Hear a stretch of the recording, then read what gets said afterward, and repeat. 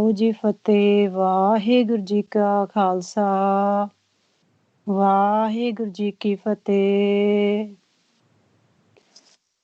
ਗੁਰਮੁਖ ਪਿਆਰਿਓ, ਅਸੀਂ ਜੀਵ ਬੜੇ ਹੀ ਵਡਭਾਗੇ ਹਾਂ ਜਿਨ੍ਹਾਂ ਦਾ ਮਾਰਗਦਰਸ਼ਨ ਧੰਨ ਧੰਨ ਸਾਹਿਬ ਸ੍ਰੀ ਗੁਰੂ ਗ੍ਰੰਥ ਸਾਹਿਬ ਜੀ ਗੁਰਬਾਣੀ ਗੁਰੂ ਆਪ ਕਰ ਰਹੇ ਨੇ।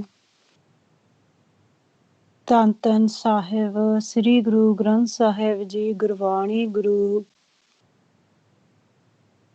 ਸਾਡਾ ਕੇਵਲ ਤੇ ਕੇਵਲ ਮਾਰਗਦਰਸ਼ਨ ਹੀ ਨਹੀਂ ਕਰਦੇ, ਸਾਡੇ ਮਨ ਦੀ ਕਹਾਣੀ ਸਮਝਾਉਣ ਤੋਂ ਬਾਅਦ ਸਾਡੀ ਬਾਂਹ ਫੜ ਕੇ ਮਾਲਕ ਦੇ ਨਾਲ ਸਾਡਾ ਮਿਲਾਪ ਕਰਵਾਉਣ ਦੇ ਲਈ ਵੀ ਸਾਡੀ ਸਹਾਇਤਾ ਕਰਦੇ ਨੇ।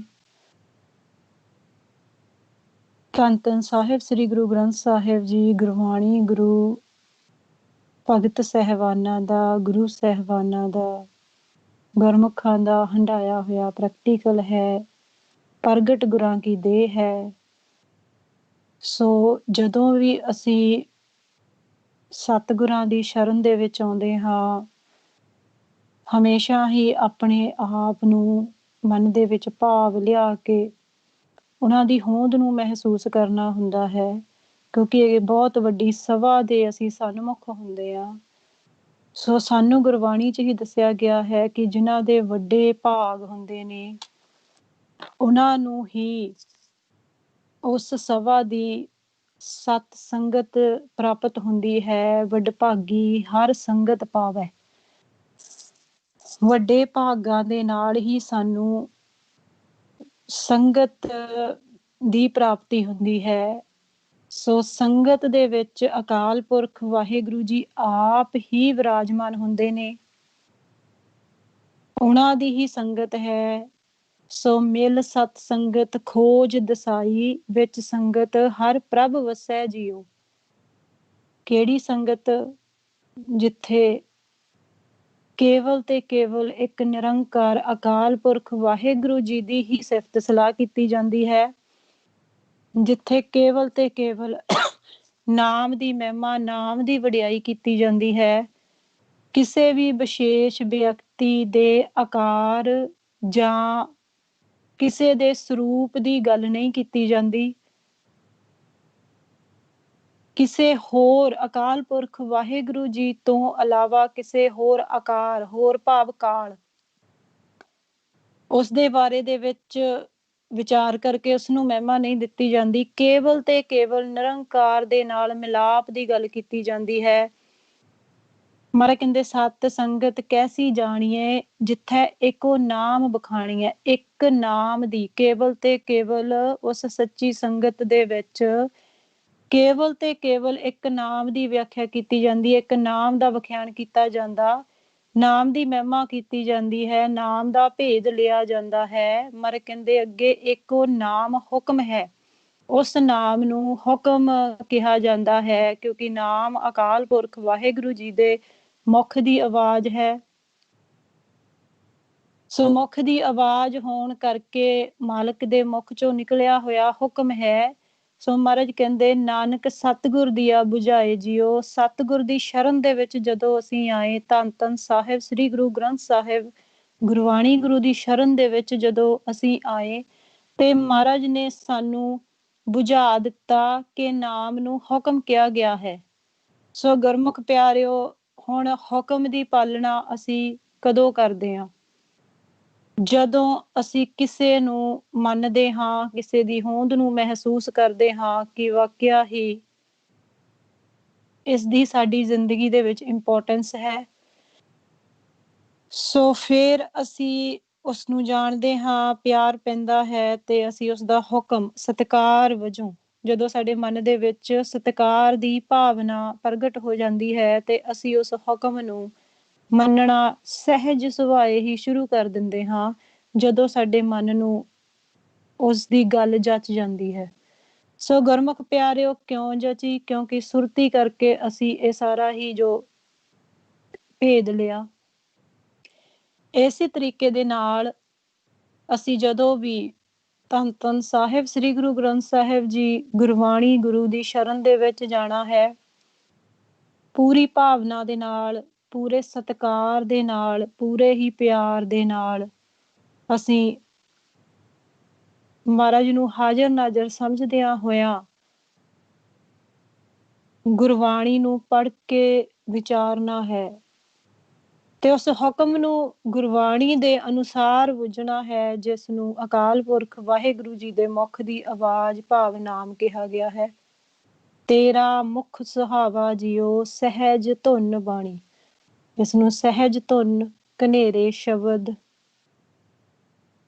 ਅਨਹਦ ਨਾਦ, ਤੂਰ, ਅਲੱਗ-ਅਲੱਗ ਨਾਵਾਂ ਦੇ ਨਾਲ ਗੁਰਬਾਣੀ ਗੁਰੂ ਦੇ ਵਿੱਚ ਹੀ ਸਾਨੂੰ ਭੇਦ ਦਿੱਤਾ ਗਿਆ ਹੈ। ਗੁਰਮੁਖ ਪਿਆਰਿਓ, ਜਦੋਂ ਅਸੀਂ ਆਪਣੇ ਮਨ ਦੀ ਖੋਜ ਕਰਦੇ ਹਾਂ ਤੇ ਮਹਾਰਾਜ ਸਾਨੂੰ ਕੀ ਕਹਿੰਦੇ ਨੇ ਕਿ ਮਨ ਤੂੰ ਜੋਤ ਸਰੂਪ ਹੈ, ਆਪਣਾ ਮੂਲ ਪਛਾਣ। ਸੋ ਗੁਰਮੁਖ ਪਿਆਰਿਓ, ਅਸੀਂ ਹਮੇਸ਼ਾ ਹੀ ਸਿੱਖਣ ਦੇ ਮਾਧਿਅਮ ਦੇ ਨਾਲ ਗੁਰਬਾਣੀ ਨੂੰ ਸਤਿਕਾਰ ਵਜੋਂ ਪੜ੍ਹ ਕੇ ਵਿਚਾਰਨਾ ਹੈ। ਜੋ ਅਸੀਂ ਆਪਦੀ ਮਤ ਦੇ ਅਨੁਸਾਰ ਆਪਣੇ ਮਨ ਦੇ ਵਿੱਚ ਗਿਆਨ ਇਕੱਠਾ ਕਰ ਚੁੱਕੇ ਹਾਂ, ਜਦੋਂ ਅਸੀਂ ਉਸ ਗਿਆਨ ਨੂੰ ਵੀ ਨਹੀਂ ਛੱਡਦੇ ਤੇ ਗੁਰਬਾਣੀ ਨੂੰ ਵੀ ਪੜ੍ਹਦੇ ਹਾਂ ਤੇ ਅਸੀਂ ਭਰਮ ਦੇ ਵਿੱਚ ਪੈ ਜਾਂਦੇ ਹਾਂ, ਕਿਉਂਕਿ ਅਸੀਂ ਤਰਕ ਕਰਦੇ ਹਾਂ ਗੁਰਬਾਣੀ ਤੇ ਜਾਂ ਆਪਦੀ ਮਤ ਦੇ ਅਨੁਸਾਰ।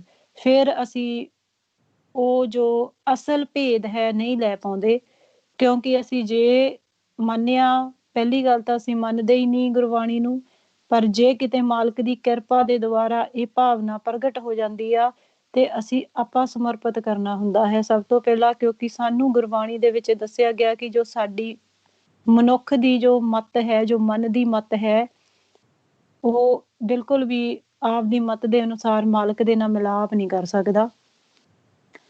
ਉਸਨੂੰ ਗੁਰਮਤ ਨੂੰ ਅਪਣਾ ਕੇ ਹੀ ਚੱਲਣਾ ਪੈਂਦਾ ਹੈ। ਜਦੋਂ ਅਸੀਂ ਗੁਰਬਾਣੀ ਗੁਰੂ ਦੀ ਸ਼ਰਨ ਦੇ ਵਿੱਚ ਆਉਂਦੇ ਹਾਂ ਗੁਰਮੁਖ ਪਿਆਰਿਓ, ਤੇ ਉਦੋਂ ਅਸੀਂ ਗੁਰਮਤ ਦੇ ਅਨੁਸਾਰ ਗੁਰਬਾਣੀ ਨੂੰ ਆਧਾਰ ਬਣਾ ਕੇ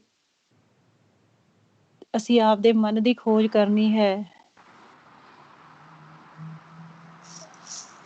ਹਾਂਜੀ ਵਾਹਿਗੁਰੂ ਜੀ, ਤੁਸੀਂ ਅਨਮਿਊਟ ਕਰ ਰਹੇ ਹੋ। ਇਸ ਕਰਕੇ ਗੁਰਮੁਖ ਪਿਆਰਿਓ ਵੀ ਅਸੀਂ ਹਮੇਸ਼ਾ ਹੀ ਗੁਰਬਾਣੀ ਗੁਰੂ ਤੋਂ ਸੇਧ ਲੈਣੀ ਹੈ। ਸੋ ਸਾਨੂੰ ਜਿਵੇਂ ਨਾਲ ਨਾਲ ਸਾਨੂੰ ਗੁਰਬਾਣੀ ਗੁਰੂ ਦਾ ਓਨਾ ਪੜ੍ਹ ਕੇ ਗਿਆਨ ਨਹੀਂ ਆ ਸਕਦਾ, ਅਸੀਂ ਜਿੰਨਾ ਟਾਈਮ ਪ੍ਰੈਕਟੀਕਲੀ ਆਪਦਾ ਜੀਵਨ ਜੋ ਹੈ ਉਹ ਨਹੀਂ ਸ਼ੁਰੂ ਕਰਦੇ। ਸੋ ਅਸੀਂ ਜਦੋਂ ਪ੍ਰੈਕਟੀਕਲ ਕਰਦੇ ਹਾਂ, ਅਸੀਂ ਪੜ੍ਹ ਕੇ ਹੀ ਨਹੀਂ ਰਹਿਣ ਦੇਣਾ। ਜੇ ਮਰ ਕਹਿੰਦੇ ਵੀ ਮਨ ਤੂੰ ਜੋਤ ਸਰੂਪ ਹੈ, ਆਪਣਾ ਮੂਲ ਪਛਾਣ, ਤੇ ਫਿਰ ਸਾਨੂੰ ਉਹਦੇ ਵਾਸਤੇ ਪ੍ਰੈਕਟੀਕਲੀ ਮਨ ਦੀ ਖੋਜ ਕਰਨੀ ਪਏਗੀ, ਕਿਉਂਕਿ ਮਾਰੇ ਕਹਿੰਦੇ ਵੀ ਇਸ ਮਨ ਕੋ ਕੋਈ ਖੋਜੋ ਭਾਈ, ਸਾਨੂੰ ਹੁਕਮ ਕਰ ਰਹੇ ਨੇ ਤਨ ਛੂਟੇ ਮਨ ਕਹਾਂ ਸਮਾਈ, ਖੋਜ ਕਰੋ ਇਸ ਮਨ ਦੀ ਕਿ ਜਦੋਂ ਉਹ ਤਨ ਨੂੰ ਛੱਡਦਾ ਹੈ ਤੇ ਉਹ ਮਨ ਕਿੱਥੇ ਜਾ ਕੇ ਸਮਾਉਂਦਾ ਹੈ। ਇਹਦਾ ਮਤਲਬ ਇਹ ਹੋਇਆ ਕਿ ਜੇ ਗੁਰਬਾਣੀ ਦੇ ਵਿੱਚ ਸਾਨੂੰ ਦੱਸਿਆ ਹੋਇਆ ਹੈ ਕਿ ਖੋਜ ਕਰੋ ਤੇ ਉਹ ਸਮਾਉਂਦਾ ਹੈ ਕਿਤੇ, ਤੇ ਭਾਵ ਅਸੀਂ ਉਹ ਜੋ ਗਿਆਨ ਹੈ, ਜੋ ਸੀਕਰਟ ਹੈ, ਉਹ ਗੁਰਬਾਣੀ ਗੁਰੂ ਦੇ ਵਿੱਚ ਹਨ, ਮੌਜੂਦ ਨੇ, ਕਿ ਸਾਨੂੰ ਉਸ ਦੇ ਅਨੁਸਾਰ ਦੱਸਿਆ ਗਿਆ ਕਿ ਇਸ ਮਨ ਦੀ ਖੋਜ ਕਰੋ।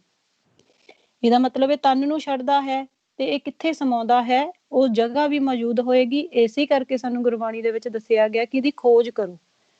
ਸੋ ਮਨ ਦੀ ਖੋਜ ਕਰਨ ਦੇ ਲਈ ਸਾਨੂੰ ਗੁਰਬਾਣੀ ਦੇ ਅਨੁਸਾਰ ਗੁਰਮੰਤਰ ਕਰਨ ਦੇ ਲਈ ਦੱਸਿਆ ਗਿਆ ਹੈ ਕਿ ਪਹਿਲਾ ਖੋਜ ਕਰਨ ਤੋਂ ਅਸੀਂ ਉਸ ਨੂੰ ਪਹਿਚਾਨਣਾ ਹੈ, ਉਸ ਦਾ ਥਿਰ ਹੋਣਾ ਬਹੁਤ ਜ਼ਰੂਰੀ ਹੈ, ਉਸ ਦਾ ਅਵੇਲੇਬਲ ਹੋਣਾ ਬਹੁਤ ਜ਼ਰੂਰੀ ਹੈ। ਜਿਸ ਨੇ ਖੋਜ ਕਰਨੀ ਹੈ ਉਸਨੂੰ ਮਨ ਕਿਹਾ ਗਿਆ ਹੈ। ਸੋ ਮਨ ਨੇ ਆਪਣੀ ਖੋਜ ਕਿਵੇਂ ਕਰਨੀ ਹੈ? ਜਦੋਂ ਉਹ ਜਾਗਤ ਅਵਸਥਾ ਦੇ ਵਿੱਚ ਆਏਗਾ, ਉਹ ਦਰ ਤੇ ਆਸਣ ਲਾ ਕੇ ਬੈਠੇਗਾ, ਕਿਉਂਕਿ ਸਾਡੀ ਜੋ ਖੋਜ ਹੈ ਉਹ ਮਨ ਵੀ ਸੂਖਮ ਹੈ, ਮਾਲਕ ਵੀ ਸੂਖਮ ਨੇ, ਤੇ ਉਹ ਏਰੀਆ ਵੀ ਸੂਖਮ ਹੈ। ਸੋ ਉਸਦੀ ਜੋ ਖੋਜ ਕਰਨ ਦਾ ਤਰੀਕਾ ਹੋਏਗਾ ਉਹ ਵੀ ਸੂਖਮ ਹੀ ਹੋਏਗਾ। ਸੋ ਜਿੱਥੇ ਉਸਨੇ ਆਸਣ ਲਾ ਕੇ ਬੈਠਣਾ ਹੈ ਉਹ ਵੀ ਸੂਖਮ ਹੈ, 10ਵਾਂ ਦੁਆਰ ਥਿਰ ਕਰ। ਸੋ ਇਸ ਕਰਕੇ ਅਸੀਂ ਗੁਰਬਾਣੀ ਤੋਂ ਹੀ ਮੋਹਰ ਲਵਾ ਕੇ ਤੇ ਅਸੀਂ ਪ੍ਰੈਕਟੀਕਲੀ ਮਨ ਦੀ ਖੋਜ ਕਰਦੇ ਜਾਂਦੇ ਹਾਂ, ਗੁਰਮੰਤਰ ਨੂੰ ਦ੍ਰਿੜ ਕਰਦੇ ਜਾਂਦੇ ਹਾਂ ਗੁਰਮੁਖ ਪਿਆਰਿਓ। ਫਿਰ ਆਪਣੇ ਆਪ ਸਹਿਜ ਸੁਭਾਏ ਹੀ ਸਾਡਾ ਜੋ ਪ੍ਰੈਕਟੀਕਲ ਜੀਵਨ ਹੈ ਉਹ ਸ਼ੁਰੂ ਹੋ ਜਾਂਦਾ ਹੈ। ਸੋ ਗੁਰਮੁਖ ਪਿਆਰਿਓ, ਗੁਰਮੰਤਰ ਕਰਨ ਦੇ ਨਾਲ ਸਾਨੂੰ ਸੁੱਖ ਮਿਲਦਾ ਹੈ। ਸਾਡੇ ਅੰਦਰ ਉਹ ਜੋ ਵਿਚਾਰ ਨੇ, ਜੋ ਵਿਚਾਰਾਂ ਦੀ ਖਲਬਲੀ ਹੈ, ਉਹ ਖਤਮ ਹੋ ਜਾਂਦੀ ਹੈ। ਸੋ ਜਦੋਂ ਮਨ ਨੂੰ ਸੁੱਖ ਮਿਲਣਾ ਸ਼ੁਰੂ ਹੋ ਜਾਂਦਾ ਹੈ ਗੁਰਮੁਖ ਪਿਆਰਿਓ, ਉਹ ਬਾਰ-ਬਾਰ ਮਨ, ਕਿਉਂਕਿ ਮਾਲਕ ਵੀ ਚਾਹੁੰਦੇ ਨੇ, ਕਿਰਪਾ ਕਰਦੇ ਨੇ, ਕਿਉਂਕਿ ਜਿਸ ਨੂੰ ਉਹ ਆਪ ਸਿਮਰਨ ਤੇ ਲਾਉਂਦੇ ਨੇ ਉਹੀ ਮਨ ਸਿਮਰਨ ਕਰ ਸਕਦਾ ਹੈ। ਦੂਸਰੇ ਨਹੀਂ, ਆਪਦੀ ਮਰਜ਼ੀ ਦੇ ਨਾਲ ਅਸੀਂ ਸਿਮਰਨ ਨਹੀਂ ਕਰ ਸਕਦੇ, ਕਿਉਂਕਿ ਸੇ ਸਿਮਰੈ ਜਿਨ ਆਪ ਸਿਮਰਾਏ। ਸੋ ਮਹਾਰਾਜ ਕਹਿੰਦੇ ਵੀ ਜਦੋਂ ਤੁਸੀਂ ਮਨ ਦੀ ਖੋਜ ਸ਼ੁਰੂ ਕਰਦੇ, ਤੁਹਾਨੂੰ ਸੁੱਖ ਮਿਲਦਾ ਹੈ ਉਸ ਦਰ ਤੇ ਬੈਠ ਕੇ, ਉਸ ਘਰ ਤੇ ਬੈਠ ਕੇ, ਕਿਉਂਕਿ ਜੋ ਵੀ ਮਨ ਉਸ ਦਰ ਤੇ, ਉਸ ਘਰ ਤੇ ਬੈਠਦਾ ਹੈ, ਉਸ ਨੂੰ ਅੱਗੇ ਮਾਲਕ ਦੀ ਕਿਰਪਾ ਦੇ ਦੁਆਰਾ ਨਾਮ ਪ੍ਰਾਪਤ ਹੁੰਦਾ ਹੈ। ਕਿਉਂਕਿ ਨਾਮ ਕਿਸ ਨੂੰ ਪ੍ਰਾਪਤ ਹੋਣਾ ਹੈ? ਮਨ ਨੂੰ। ਜਦੋਂ ਉਹ ਥਿਰ ਰਹਿਣ ਲੱਗ ਜਾਂਦਾ ਹੈ, ਭਾਵ ਉਸਦੇ ਅੰਦਰ ਭਾਵਨਾ ਪ੍ਰਗਟ ਹੋ ਜਾਂਦੀ ਹੈ, ਕਿਉਂਕਿ ਜਦੋਂ ਅਸੀਂ ਦਰ ਤੇ ਬੈਠਣਾ ਹੈ, ਹਮੇਸ਼ਾ ਹੀ ਜਦੋਂ ਅਸੀਂ ਬੈਠਦੇ ਜਾਵਾਂਗੇ ਭਾਵਨਾ ਬਣਾ ਕੇ, ਆਪ ਹੀ ਸਹਿਜ ਸੁਭਾਏ ਮਾਲਕ ਸਾਡੇ ਤੇ ਕਿਰਪਾ ਕਰਕੇ ਸਾਡੇ ਅੰਦਰ ਉਹ ਭਾਵਨਾ, ਉਹ ਫੀਲਿੰਗ ਆਟੋਮੈਟਿਕਲੀ ਹੀ ਪ੍ਰਗਟ ਹੋਣੀ ਸ਼ੁਰੂ ਹੋ ਜਾਂਦੀ। ਜਿਵੇਂ ਦ੍ਰਿਸ਼ਮਾਨ ਦੇ ਵਿੱਚ ਅਸੀਂ ਕਿਸੇ ਦੇ ਘਰੇ ਪਹਿਲੀ ਵਾਰ ਜਾਂਦੇ ਹਾਂ, ਫਿਰ ਜੇ ਅਸੀਂ ਬਾਰ-ਬਾਰ ਆਉਣਾ ਜਾਣਾ ਅਸੀਂ ਬਣਾ ਲੈਂਦੇ ਹਾਂ, ਤੇ ਪਹਿਲੇ ਦਿਨ ਸਾਡੀ ਉਹ ਭਾਵਨਾ ਨਹੀਂ ਹੁੰਦੀ ਜਾਂ ਪਿਆਰ ਨਹੀਂ ਪਿਆ ਹੁੰਦਾ, ਪਰ ਜਦੋਂ ਅਸੀਂ ਥੋੜਾ ਟਾਈਮ ਜਾਂਦੇ ਰਹਿੰਦੇ ਹਾਂ ਤੇ ਸਾਡੇ ਅੰਦਰ ਉਹਨਾਂ ਦੇ ਲਈ ਅੰਦਰੋਂ ਆਟੋਮੈਟਿਕਲੀ ਪਿਆਰ ਜਿਹਾ ਪ੍ਰਗਟ ਹੋ ਜਾਂਦਾ, ਭਾਵਨਾ ਜੀ ਬਣ ਜਾਂਦੀ, ਸਤਿਕਾਰ ਬਣ ਜਾਂਦਾ, ਤੇ ਅਸੀਂ ਬਾਰ-ਬਾਰ ਜਾਂਦੇ ਹਾਂ।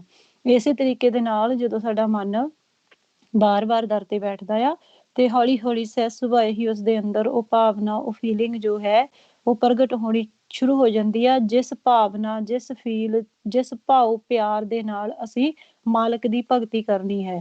ਕਿਉਂਕਿ ਗੁਰਮੁਖ ਪਿਆਰਿਓ, ਸਾਨੂੰ ਮਾਲਕ ਦੇ ਨਾਲ ਮਿਲਾਪ ਕਰਨ ਦੇ ਲਈ ਕੋਈ ਬਹੁਤ ਜ਼ਿਆਦਾ ਵੱਡੇ ਗਿਆਨ ਦੀ ਜ਼ਰੂਰਤ ਨਹੀਂ ਹੁੰਦੀ। ਠੀਕ ਆ ਜੀ, ਇਹ ਨਹੀਂ ਆ ਕਿ ਅਸੀਂ ਬਾਹਰੋਂ ਪੁਸਤਕਾਂ ਪੜ੍ਹ ਕੇ ਜਾਂ ਕੋਈ ਇਸ ਤਰੀਕੇ ਨਾਲ, ਜਾਂ ਅਸੀਂ 20-20 ਘੰਟੇ, 25-25 ਘੰਟੇ ਜਾਂ ਇਸ ਤਰੀਕੇ ਨਾਲ ਲਗਾਤਾਰ ਹੀ ਗੁਰਮੰਤਰ ਨੂੰ ਹੀ ਦ੍ਰਿੜ ਕਰਨਾ ਤੇ ਮਾਲਕ ਨੇ ਸਾਨੂੰ ਤਾਂ ਮਿਲਣਾ ਆ। ਨਹੀਂ ਗੁਰਮੁਖ ਪਿਆਰਿਓ, ਮਾਲਕ ਦੇ ਨਾਲ ਮਿਲਾਪ ਕਰਨ ਦੀ ਵਿਧੀ ਸਾਨੂੰ ਗੁਰਬਾਣੀ ਦੇ ਵਿੱਚ ਦੱਸੀ ਗਈ ਹੈ। ਗਾਵੀਐ ਸੁਣੀਐ ਮਨ ਰੱਖੀਐ ਭਾਉ। ਮਹਾਰਾਜ ਕਹਿੰਦੇ ਕਿ ਜਦੋਂ ਤੁਸੀਂ ਮਨ ਦੇ ਵਿੱਚ ਭਾਉ ਰੱਖਦੇ ਆ, ਠੀਕ ਆ ਜੀ, ਕਿਵੇਂ ਸਿਮਰਨ ਕਰਨਾ ਹੈ? ਗਾਉਣਾ ਹੈ, ਭਾਵ ਸਿਮਰਨ ਕਰਨਾ ਹੈ ਜੀਵਾ ਨਾਲ ਬੋਲ ਕੇ, ਨਾਲ ਹੀ ਅਸੀਂ ਆਪਦੀ ਹੀ ਆਵਾਜ਼ ਨੂੰ ਸੁਣਨਾ ਹੈ। ਠੀਕ ਆ ਜੀ, ਪਹਿਲਾਂ ਅਸੀਂ ਆਪਦੀ ਆਵਾਜ਼ ਨੂੰ ਦੀ ਧੁਨ ਚ ਧਿਆਨ ਲਾ ਕੇ ਸੁਣਨਾ ਹੈ। ਜਦੋਂ ਮਾਲਕ ਨੇ ਸਾਡੇ ਤੇ ਕਿਰਪਾ ਕਰ ਦਿੱਤੀ ਤੇ ਫਿਰ ਨਾਲ ਅਸੀਂ ਮਾਲਕ ਦੇ ਮੁਖ ਦੀ ਆਵਾਜ਼ ਨੂੰ ਸੁਣਨਾ ਹੁੰਦਾ ਹੈ। ਫਿਰ ਮਨ ਦੇ ਵਿੱਚ ਅਸੀਂ ਭਾਉ ਰੱਖਣਾ ਹੈ। ਜਦੋਂ ਅਸੀਂ ਮਨ ਦੇ ਵਿੱਚ ਭਾਉ ਰੱਖਦੇ ਹਾਂ, ਵਿਚਾਰ ਫੁਰਨੇ ਪਿੱਛੇ ਹੋ ਜਾਂਦੇ ਨੇ। ਠੀਕ ਆ ਜੀ, ਅਸੀਂ ਆਪਦਾ ਮਨ ਜੋ ਸਾਡਾ ਅਵੇਲੇਬਲ ਹੋ ਜਾਂਦਾ ਹੈ, ਤੇ ਸਾਡੇ ਮਨ ਦੇ ਵਿੱਚ ਸੁੱਖ ਮਿਲਣਾ ਸ਼ੁਰੂ ਹੋ ਜਾਂਦਾ ਹੈ। ਸਾਡੇ ਮਨ ਦੇ ਵਿੱਚੋਂ ਦੁੱਖ ਪਰੇ ਹੋ ਜਾਂਦੇ ਨੇ ਤੇ ਸੁੱਖ ਜੋ ਹੈ ਉਹ ਆਉਣਾ ਸ਼ੁਰੂ ਹੋ ਜਾਂਦਾ ਹੈ। ਜਦੋਂ ਇਸ ਤਰੀਕੇ ਦੇ ਨਾਲ ਅਸੀਂ ਗੁਰਮੰਤਰ ਨੂੰ ਦ੍ਰਿੜ ਕਰਦੇ ਜਾਂਦੇ ਹਾਂ, ਫਿਰ ਮਹਾਰਾਜ ਕਹਿੰਦੇ ਸੁਣਿਆ ਮੰਨਿਆ ਮਨ ਕੀਤਾ ਭਾਉ। ਫਿਰ ਸਾਡੇ ਅੰਦਰ ਅਸੀਂ ਜਦੋਂ ਫਿਰ ਮਾਲਕ ਨੂੰ ਸੁਣਿਆ, ਫਿਰ ਮਾਲਕ ਦੀ ਆਵਾਜ਼ ਪ੍ਰਗਟ ਹੋਈ ਗੁਰਮੰਤਰ ਕਰਨ ਤੋਂ ਬਾਅਦ, ਅਸੀਂ ਫਿਰ ਮਾਲਕ ਦੀ ਆਵਾਜ਼, ਭਾਵ ਮਾਲਕ ਦੇ ਮੁਖ ਦੀ ਆਵਾਜ਼, ਉਸ ਨਾਮ ਦੀ ਸੇਵਾ ਕਰਨੀ ਹੁੰਦੀ ਆ। ਗੁਰਮੁਖ ਪਿਆਰਿਓ, ਹੁਣ ਗੁਰਮੁਖਾਂ ਦੇ ਮਨਾਂ ਦੇ ਵਿੱਚ ਇੱਥੇ ਇੱਕ ਕੁਐਸਚਨ ਆਉਂਦਾ ਹੈ, ਪਹਿਲਾਂ ਤਾਂ ਅਸੀਂ ਕਿੰਨਾ ਟਾਈਮ ਸਿਮਰਨ ਕਰੀਏ? ਦੂਸਰਾ ਹੁੰਦਾ ਹੈ ਕਿ ਅਸੀਂ ਸਿਮਰਨ ਕਰੀਏ ਜਾਂ ਜਦੋਂ ਮਾਲਕ ਕਿਰਪਾ ਕਰਦੇ ਨੇ ਕਿ ਸਾਡੇ ਅੰਦਰ ਆਵਾਜ਼ ਪ੍ਰਗਟ ਹੋ ਜਾਂਦੀ ਆ, ਮਨ ਨੂੰ ਨਾਮ ਦਾ ਦਾਨ ਮਾਲਕ ਦੇ ਵੱਲੋਂ ਦੇ ਦਿੱਤਾ ਜਾਂਦਾ, ਕਿ ਅਸੀਂ ਗੁਰਮੰਤਰ ਕਰੀਏ ਜਾਂ ਅਸੀਂ ਨਾਮ ਨੂੰ ਸੁਣੀਏ। ਹੁਣ ਗੁਰਮੁਖ ਪਿਆਰਿਓ, ਜੋ ਪਹਿਲੀ ਸਟੇਜ ਹੈ, ਜਦੋਂ ਅਸੀਂ ਗੁਰਮੰਤਰ ਹੀ ਕਰਨਾ ਹੈ, ਮਾਲਕ ਨੇ ਹਜੇ ਸਾਡੇ ਤੇ ਕਿਰਪਾ ਨਹੀਂ ਕੀਤੀ, ਤੇ ਅਸੀਂ ਗੁਰਮੰਤਰ ਨੂੰ ਹੀ ਦ੍ਰਿੜ ਕਰਨਾ ਹੈ। ਜਿੰਨਾ ਅਸੀਂ ਗੁਰਮੰਤਰ ਨੂੰ ਦ੍ਰਿੜ ਕਰਦੇ ਜਾਵਾਂਗੇ, ਭਾਵਨਾ ਦੇ ਨਾਲ, ਫੀਲਿੰਗ ਦੇ ਨਾਲ, ਪਿਆਰ ਦੇ ਨਾਲ, ਅਸੀਂ ਵਿਧੀ ਨੂੰ ਪ੍ਰੋਪਰ ਤਰੀਕੇ ਦੇ ਨਾਲ ਅਪਣਾਉਣਾ ਹੈ। ਕਿਉਂਕਿ ਗੁਰਮੁਖ ਪਿਆਰਿਓ, ਜਦੋਂ ਅਸੀਂ ਵਿਧੀ ਨੂੰ, ਮਹਾਰਾਜ ਨੇ ਸਾਨੂੰ ਐਵੇਂ ਹੀ ਨਹੀਂ ਵਿਧੀਆਂ ਦੇ ਦਿੱਤੀਆਂ। ਗੁਰੂ ਗ੍ਰੰਥ ਸਾਹਿਬ ਜੀ ਦੇ ਵਿੱਚ ਉਹਨਾਂ ਨੇ ਪਹਿਲਾਂ ਇਹਨਾਂ ਨੂੰ ਹੰਢਾ ਕੇ ਪੂਰਾ ਤੱਤ ਦੇ ਨਾਲ ਸਾਨੂੰ ਫਿਰ ਉਹ ਦਿੱਤਾ ਕਿ ਜਦੋਂ ਤੁਸੀਂ ਪ੍ਰੋਪਰ ਵਿਧੀ ਨੂੰ ਅਪਣਾਓਗੇ, ਕਿਉਂਕਿ ਗੁਰਮੁਖ ਪਿਆਰਿਓ, ਹੁਣ ਇੱਥੇ ਵੀ ਸਾਡਾ ਮਨ ਰੋਗੀ ਆ ਨਾ, ਤੇ ਧੰਨ ਸਾਹਿਬ ਸ੍ਰੀ ਗੁਰੂ ਗ੍ਰੰਥ ਸਾਹਿਬ ਜੀ ਦੀ ਗੁਰਬਾਣੀ, ਗੁਰੂ ਸਾਡੇ ਮਨ ਦਾ ਇਲਾਜ ਕਰਦੇ ਨੇ। ਦਵਾਈ ਰੂਪ ਦੇ ਵਿੱਚ। ਤੇ ਫਿਰ ਡਾਕਟਰ ਕੋਲ ਜਦੋਂ ਅਸੀਂ ਦ੍ਰਿਸ਼ਮਾਨ ਚ ਜਾਂਦੇ ਆ ਦਵਾਈ ਲੈਣ ਤਨ ਦੇ ਰੋਗਾਂ ਦੇ ਲਈ, ਤੇ ਡਾਕਟਰ ਵੀ ਸਾਨੂੰ ਦੱਸਦੇ ਵੀ ਆਪਣੀ ਪ੍ਰੋਪਰ ਦਵਾਈ ਵੀ ਲੈਣੀ ਆ ਤੇ ਨਾਲ ਨਾਲ ਪਰਹੇਜ਼ ਜ਼ਰੂਰ ਰੱਖਣਾ ਆ। ਜੇ ਪਰਹੇਜ਼ ਨਹੀਂ ਕਰੋਗੇ ਤੇ ਦਵਾਈ ਚਾਹੇ ਅਸੀਂ ਜਿੰਨੀ ਮਰਜ਼ੀ ਖਾਂਦੇ ਜਾਈਏ, ਜੇ ਉਸ ਦਾ ਪਰਹੇਜ਼ ਨਹੀਂ ਹੋਇਆ ਉਸ ਦੁੱਖ ਦਾ, ਤੇ ਉਹ ਦਵਾਈ ਜਿਹੜੀ ਆ ਫਿਰ ਉਹ ਕੰਮ ਨਹੀਂ ਕਰਦੀ। ਹੁਣ ਇਸੇ ਤਰੀਕੇ ਦੇ ਨਾਲ ਗੁਰਮੁਖ ਪਿਆਰਿਓ, ਅਸੀਂ ਜਦੋਂ ਗੁਰਬਾਣੀ ਤੋਂ ਪੁੱਛ ਕੇ ਵਿਧੀ ਵੀ ਅਪਣਾਉਣੀ ਹੈ ਤੇ ਨਾਲ ਨਾਲ ਪਰਹੇਜ਼ ਰੱਖਣਾ, ਪ੍ਰੋਪਰ ਵਿਧੀ। ਜੇ ਟਾਈਮ ਤੇ ਦਵਾਈ ਲਵਾਂਗੇ ਟਾਈਮ ਤੇ ਉਹ ਜਲਦੀ ਠੀਕ ਹੋ ਜਾਂਦਾ ਬੰਦਾ। ਇਸੇ ਤਰੀਕੇ ਨਾਲ ਪ੍ਰੋਪਰ ਵਿਧੀ ਵੀ ਅਪਣਾਉਣੀ ਹੈ। ਜੇ ਸਾਨੂੰ ਕਿਹਾ ਗਿਆ ਹੈ ਕਿ ਤੁਸੀਂ ਮਨ ਦੇ ਵਿੱਚ ਭਾਵ ਰੱਖ ਕੇ ਪਹਿਲਾਂ ਆਪਦੀ ਆਵਾਜ਼ ਵਿੱਚ ਧੁਨ ਦੇ ਵਿੱਚ ਧਿਆਨ ਰੱਖਣਾ ਹੈ, ਦ੍ਰਿਸ਼ਮਾਨ ਨੇਤਰਾਂ ਨੂੰ ਬੰਦ ਰੱਖਦੇ ਹੋਏ ਸਾਹਮਣੇ ਸੁਣ ਦੇ ਵਿੱਚ ਦੇਖਣਾ ਹੈ, ਤੇ ਅਸੀਂ ਇਹ ਸਾਰੀ ਹੀ ਵਿਧੀ ਅਪਣਾਉਣੀ ਹੈ। ਪਹਿਲਾਂ ਨਹੀਂ ਅਪਣਾਈ ਜਾਏਗੀ ਕਿਉਂਕਿ ਸਾਨੂੰ 3.5 ਯੁੱਗ ਚੌਥਾ ਯੁੱਗ ਲੱਗ ਗਿਆ ਕਾਲ ਦੇ ਨਾਲ ਲੋਕ ਦਾ ਗਿਆਨ ਸੁਰਤ ਦੇ ਨਾਲ ਇਕੱਠਾ ਕਰਦਿਆਂ ਨੂੰ। ਸਾਡੇ ਲਈ ਬਹੁਤ ਨਵੀਂ ਜਿਹੀ ਤੇ ਔਖੀ ਚੀਜ਼ ਆ, ਕਿਉਂਕਿ ਆਖਣ ਔਖਾ ਸੱਚ ਆ ਨਾ। ਠੀਕ ਆ ਜੀ, ਸਾਨੂੰ ਗੁਰਬਾਣੀ ਦੇ ਵਿੱਚ ਹੀ ਭੇਜ ਦਿੱਤਾ ਗਿਆ। ਜਦੋਂ ਅਸੀਂ ਆਪਦੀ ਆਵਾਜ਼ ਦੀ ਧੁਨ ਚ ਧਿਆਨ ਰੱਖਦਿਆਂ ਹੋਇਆਂ ਬਾਰ-ਬਾਰ ਮਨ ਨੂੰ ਕੁੱਟ-ਕੁੱਟ ਕੇ, ਭਾਵ ਕਾਹਦੇ ਦੁਆਰਾ? ਗੁਰਮੰਤਰ ਦੇ ਦੁਆਰਾ ਸਿਮਰਨ ਕਰਦੇ ਜਾਂਦੇ ਆ, ਅੱਜ ਹੋਰ ਕੱਲ ਹੋਰ, ਸਾਨੂੰ ਫਰਕ ਪੈਂਦਾ ਜਾਏਗਾ ਗੁਰਮੁਖ ਪਿਆਰਿਓ, ਹੌਲੀ ਹੌਲੀ ਸਹਿਜ ਸੁਭਾਅ ਹੀ। ਫਿਰ ਗੁਰਮੁਖ ਪਿਆਰਿਓ, ਮਾਲਕ ਦੀ ਕਿਰਪਾ ਦੇ ਦੁਆਰਾ ਜਦੋਂ ਸਾਨੂੰ ਨਾਮ ਦੀ ਪ੍ਰਾਪਤੀ ਹੋ ਜਾਂਦੀ, ਕਿਉਂਕਿ ਸਾਡੇ ਤੇ ਮਾਲਕ ਦੇ ਵਿਚਕਾਰ ਕੂੜ ਦੀ ਪਾਲ ਆ, ਝੂਠ ਦੀ ਕੰਧ ਆ, ਕਾਹਦੀ? ਵਿਚਾਰਾਂ ਅਤੇ ਫੁਰਨਿਆਂ ਦੀ। ਸੋ ਗੁਰਮੁਖ ਪਿਆਰਿਓ, ਹੋਰ ਸਾਡੇ ਤੇ ਮਾਲਕ ਦੇ ਵਿੱਚ ਕੋਈ ਦੂਰੀ ਨਹੀਂ ਆ। ਅਸੀਂ ਮਾਲਕ ਦੇ ਵਿੱਚ ਤੇ ਮਾਲਕ ਸਾਡੇ ਵਿੱਚ ਸਮਾਏ ਹੋਏ ਨੇ। ਸੋ ਗੁਰਮੁਖ ਪਿਆਰਿਓ, ਹੁਣ ਦੂਰ ਵੀ ਕਿਤੇ ਨਹੀਂ, ਜਾਣਾ ਵੀ ਕਿਤੇ ਨਹੀਂ। ਅਸੀਂ ਕਿਤੇ ਨਹੀਂ ਜਾਣਾ ਵੀ ਇੱਕ ਕੋਈ ਇਮੈਜੀਨੇਸ਼ਨ ਨਹੀਂ ਮਨ ਦੇ ਵਿੱਚ ਕਰਨੀ ਨਵੇਂ ਗੁਰਮੁਖਾਂ ਨੇ ਵੀ ਅਸੀਂ ਪਤਾ ਨਹੀਂ ਸੁਰਤੀ ਨੇ ਟਰੈਵਲ ਕਰਕੇ ਕਿੱਥੇ ਜਾਣਾ ਹੈ, ਜਾਂ ਸੱਚਖੰਡ ਜਾਂ ਥਿਰਕਰ ਵੀ ਉਹ ਕੋਈ ਦੇਸ਼ ਆ ਜਾਂ ਉਹ ਕੀ ਹੈ। ਗੁਰਮੁਖ ਪਿਆਰਿਓ, ਅਸੀਂ ਸੱਚਖੰਡ 'ਚ ਹੀ ਰਹਿੰਦੇ ਹਾਂ ਹਮੇਸ਼ਾ। ਭਰਮ ਦਾ ਪਰਦਾ ਪਿਆ ਹੋਣ ਕਰਕੇ ਅਸੀਂ ਕੇਵਲ ਤੇ ਕੇਵਲ ਆਕਾਰਾਂ ਨੂੰ ਦ੍ਰਿੜ ਕਰ ਲਿਆ, ਵਿਚਾਰ ਤੇ ਫੁਰਨਿਆਂ ਨੂੰ ਦ੍ਰਿੜ ਕਰ ਲਿਆ। ਇਸ ਕਰਕੇ ਸਾਨੂੰ ਰਮਿਆ ਹੋਇਆ ਮਾਲਕ ਦਾ ਜੋ ਪ੍ਰਕਾਸ਼ ਰੂਪ ਹੈ ਉਹ ਨਜ਼ਰ ਨਹੀਂ ਆਉਂਦਾ। ਸੋ ਇਸ ਕਰਕੇ ਜਦੋਂ ਉਹ ਵਿਚਾਰ ਤੇ ਫੁਰਨੇ ਸਹੀ ਤਰੀਕੇ ਨਾਲ ਗੁਰਮਤ ਦੇ ਦੁਆਰਾ, ਸਰੀਰ ਨੂੰ ਬਿਲਕੁਲ ਵੀ ਕਸ਼ਟ ਨਹੀਂ ਦੇਣਾ, ਸਰੀਰ ਨੂੰ ਰਿਲੈਕਸ ਦੀ ਅਵਸਥਾ 'ਚ ਰੱਖਣਾ ਹੈ। ਇਸ ਦੇ ਲਈ ਇਹ ਵੀ ਨਹੀਂ ਹੈ ਕਿ ਤੁਸੀਂ ਚੌਂਕੜੀ ਮਾਰ ਕੇ ਬੈਠੋ ਜਾਂ ਇੱਕ ਥਿਰ ਹੋ ਕੇ ਸਰੀਰ ਨੂੰ ਕਿ ਤੁਸੀਂ ਸਰੀਰ ਨੂੰ ਕਸ਼ਟ ਦੇ ਕੇ ਜਾਂ ਵੀ ਬੈਠੋ। ਜੇ ਤੁਹਾਨੂੰ ਕੋਈ ਪ੍ਰੋਬਲਮ ਹੈ ਤੁਸੀਂ ਢੋ ਲਾ ਕੇ ਬੈਠ ਜਾਓ, ਲੇਟ ਕੇ ਕਰ ਲਓ। ਸਰੀਰ ਨੂੰ ਰਿਲੈਕਸ ਰੱਖਣਾ ਹੈ, ਮਨ ਨੂੰ ਕਸ਼ਟ ਦੇਣਾ ਹੈ, ਕਿਉਂਕਿ ਮਨ ਜੋ ਵਿਚਾਰਾਂ ਤੇ ਫੁਰਨਿਆਂ ਦੇ ਵਿੱਚ ਬਾਰ-ਬਾਰ ਦੌੜਦਾ ਹੈ, ਗੁਰਮੰਤਰ ਦੇ ਦੁਆਰਾ ਸਹੀ ਸੇਧ ਦੇ ਦੇ ਕੇ ਗੁਰਮੁਖ ਪਿਆਰਿਓ ਮਨ ਨੂੰ ਮੋੜ ਕੇ ਲਿਆਉਣਾ ਹੈ ਵਿਚਾਰਾਂ ਤੇ ਫੁਰਨਿਆਂ ਦੇ ਵਿੱਚੋਂ। ਹੁਣ ਅਸੀਂ ਇਹ ਵਿਚਾਰ ਬੇਸਿਕ ਹੈ ਕਿਉਂ ਕਰ ਰਹੇ ਹਾਂ? ਕਿਉਂਕਿ ਗੁਰਮੁਖਾਂ ਦੇ ਸਾਨੂੰ ਫੋਨ ਆਏ ਨੇ, ਨਵੀਂ ਸੰਗਤ ਜੁੜ ਰਹੀ ਆ, ਉਹਨਾਂ ਦੇ ਇਸੇ ਵਿਸ਼ੇ ਤੇ ਫੋਨ ਆਏ ਨੇ ਕਿ ਅਸੀਂ ਕਿਵੇਂ ਗੁਰਮੰਤਰ ਨੂੰ ਦ੍ਰਿੜ ਕਰੀਏ। ਤੇ ਥੋੜੇ ਗੁਰਮੁਖਾਂ ਨੂੰ ਨਾਲ ਨਾਮ ਵੀ ਸੁਣਦਾ ਹੈ, ਉਹ ਵੀ ਉਹਨਾਂ ਦਾ ਵੀ ਕੁਐਸਚਨ ਹੈ ਕਿ ਕਿਵੇਂ ਅਸੀਂ ਨਾਮ ਨੂੰ ਸੁਣਨਾ ਹੈ ਜਾਂ ਗੁਰਮੰਤਰ ਨੂੰ ਦ੍ਰਿੜ ਕਰਨਾ ਹੈ। ਸੋ ਇਸ ਕਰਕੇ ਅਸੀਂ ਇਹ ਬੇਸਿਕ ਵਿਚਾਰ ਅੱਜ ਕਰ ਰਹੇ ਹਾਂ ਕਿ ਮਨ ਬਾਰ-ਬਾਰ ਫੁਰਨੇ ਵਿਚਾਰਾਂ ਦੇ ਵਿੱਚ ਦੌੜਦਾ ਹੈ। ਕਿਵੇਂ ਪਤਾ ਚੱਲਦਾ? ਜਦੋਂ ਅਸੀਂ ਦੇਖਣਾ ਤੇ ਸੁਣਨਾ ਬੰਦ ਕਰ ਦਿੰਦੇ ਹਾਂ। ਇੱਕ ਵੀ ਪੁਆਇੰਟ ਸਾਡਾ ਜਿਹੜਾ ਉਹ ਗਾਇਬ ਹੋ ਗਿਆ, ਸਾਡਾ ਮਨ ਫਿਰ ਗਾਇਬ ਹੋ ਜਾਂਦਾ ਉਹਦੇ ਵਿੱਚੋਂ, ਜਦੋਂ ਅਸੀਂ ਇੱਕ ਵੀ ਪੁਆਇੰਟ ਨੂੰ ਮਿਸ ਕਰਦੇ ਹਾਂ। ਇਸੇ ਕਰਕੇ ਸਾਨੂੰ ਦੱਸਿਆ ਗਿਆ ਅੰਤਰ ਗੁਰ ਆਰਾਧਨਾ, ਜਿਹਵਾ ਜਪ ਗੁਰ ਨਾਉ, ਨੇਤਰੀ ਸਤਿਗੁਰ ਪੇਖਣਾ, ਸਰਵਣੀ ਸੁਣਨਾ ਗੁਰ ਨਾਉ। ਠੀਕ ਹੈ ਜੀ, ਵੀ ਮਤਲਬ ਤੁਸੀਂ ਨੇਤਰ ਸੁਣਨ ਦੇ ਵਿੱਚ ਰੱਖਣੇ ਆ, ਖੋਲਣੇ ਆ, ਤੇ ਸਾਹਮਣੇ ਦੇਖਣਾ ਨਹੀਂ ਭੁੱਲਣਾ। ਠੀਕ ਹੈ ਜੀ, ਤੇ ਤੁਸੀਂ ਕੰਨਾਂ ਦੇ ਨਾਲ ਆਪਦੀ ਆਵਾਜ਼ ਦੀ ਧੁਨ ਨੂੰ ਹੀ ਪਹਿਲਾਂ ਸੁਣਨਾ ਹੈ। ਸੁਣਦਿਆਂ ਹੋਇਆਂ ਮਨ 'ਚ ਭਾਵਨਾ ਰੱਖਣੀ ਆ, ਮਾਲਕ ਦੀ ਹੋਂਦ ਨੂੰ, ਮੌਜੂਦਗੀ ਨੂੰ ਮਹਿਸੂਸ ਕਰਨਾ ਹੈ, ਕਿਉਂਕਿ ਮਾਲਕ ਹਮੇਸ਼ਾ ਹੀ ਸਾਡੇ ਅੰਗ ਸੰਗ ਨੇ। ਜਦੋਂ ਵੀ ਅਸੀਂ ਸਿਮਰਨ ਕਰਦੇ ਹਾਂ, ਸੰਗਤ ਦੇ ਵਿੱਚ ਬੈਠਦੇ ਹਾਂ, ਕਿਉਂਕਿ ਮਾਲਕ ਆਪ ਸੰਗਤ ਦੇ ਵਿੱਚ ਵਸਦੇ ਨੇ ਤੇ ਮਾਲਕ ਹੀ ਸਾਡੇ ਤੋਂ ਸਿਮਰਨ ਕਰਵਾਉਂਦੇ ਨੇ। ਸੋ ਅਸੀਂ ਮਾਲਕ ਦੀ ਹੋਂਦ ਨੂੰ ਮਹਿਸੂਸ ਕਰਦੇ ਹੋਏ ਮਾਲਕ ਨੂੰ ਹਾਜ਼ਰ ਨਾਜ਼ਰ ਸਮਝਣਾ ਹੈ।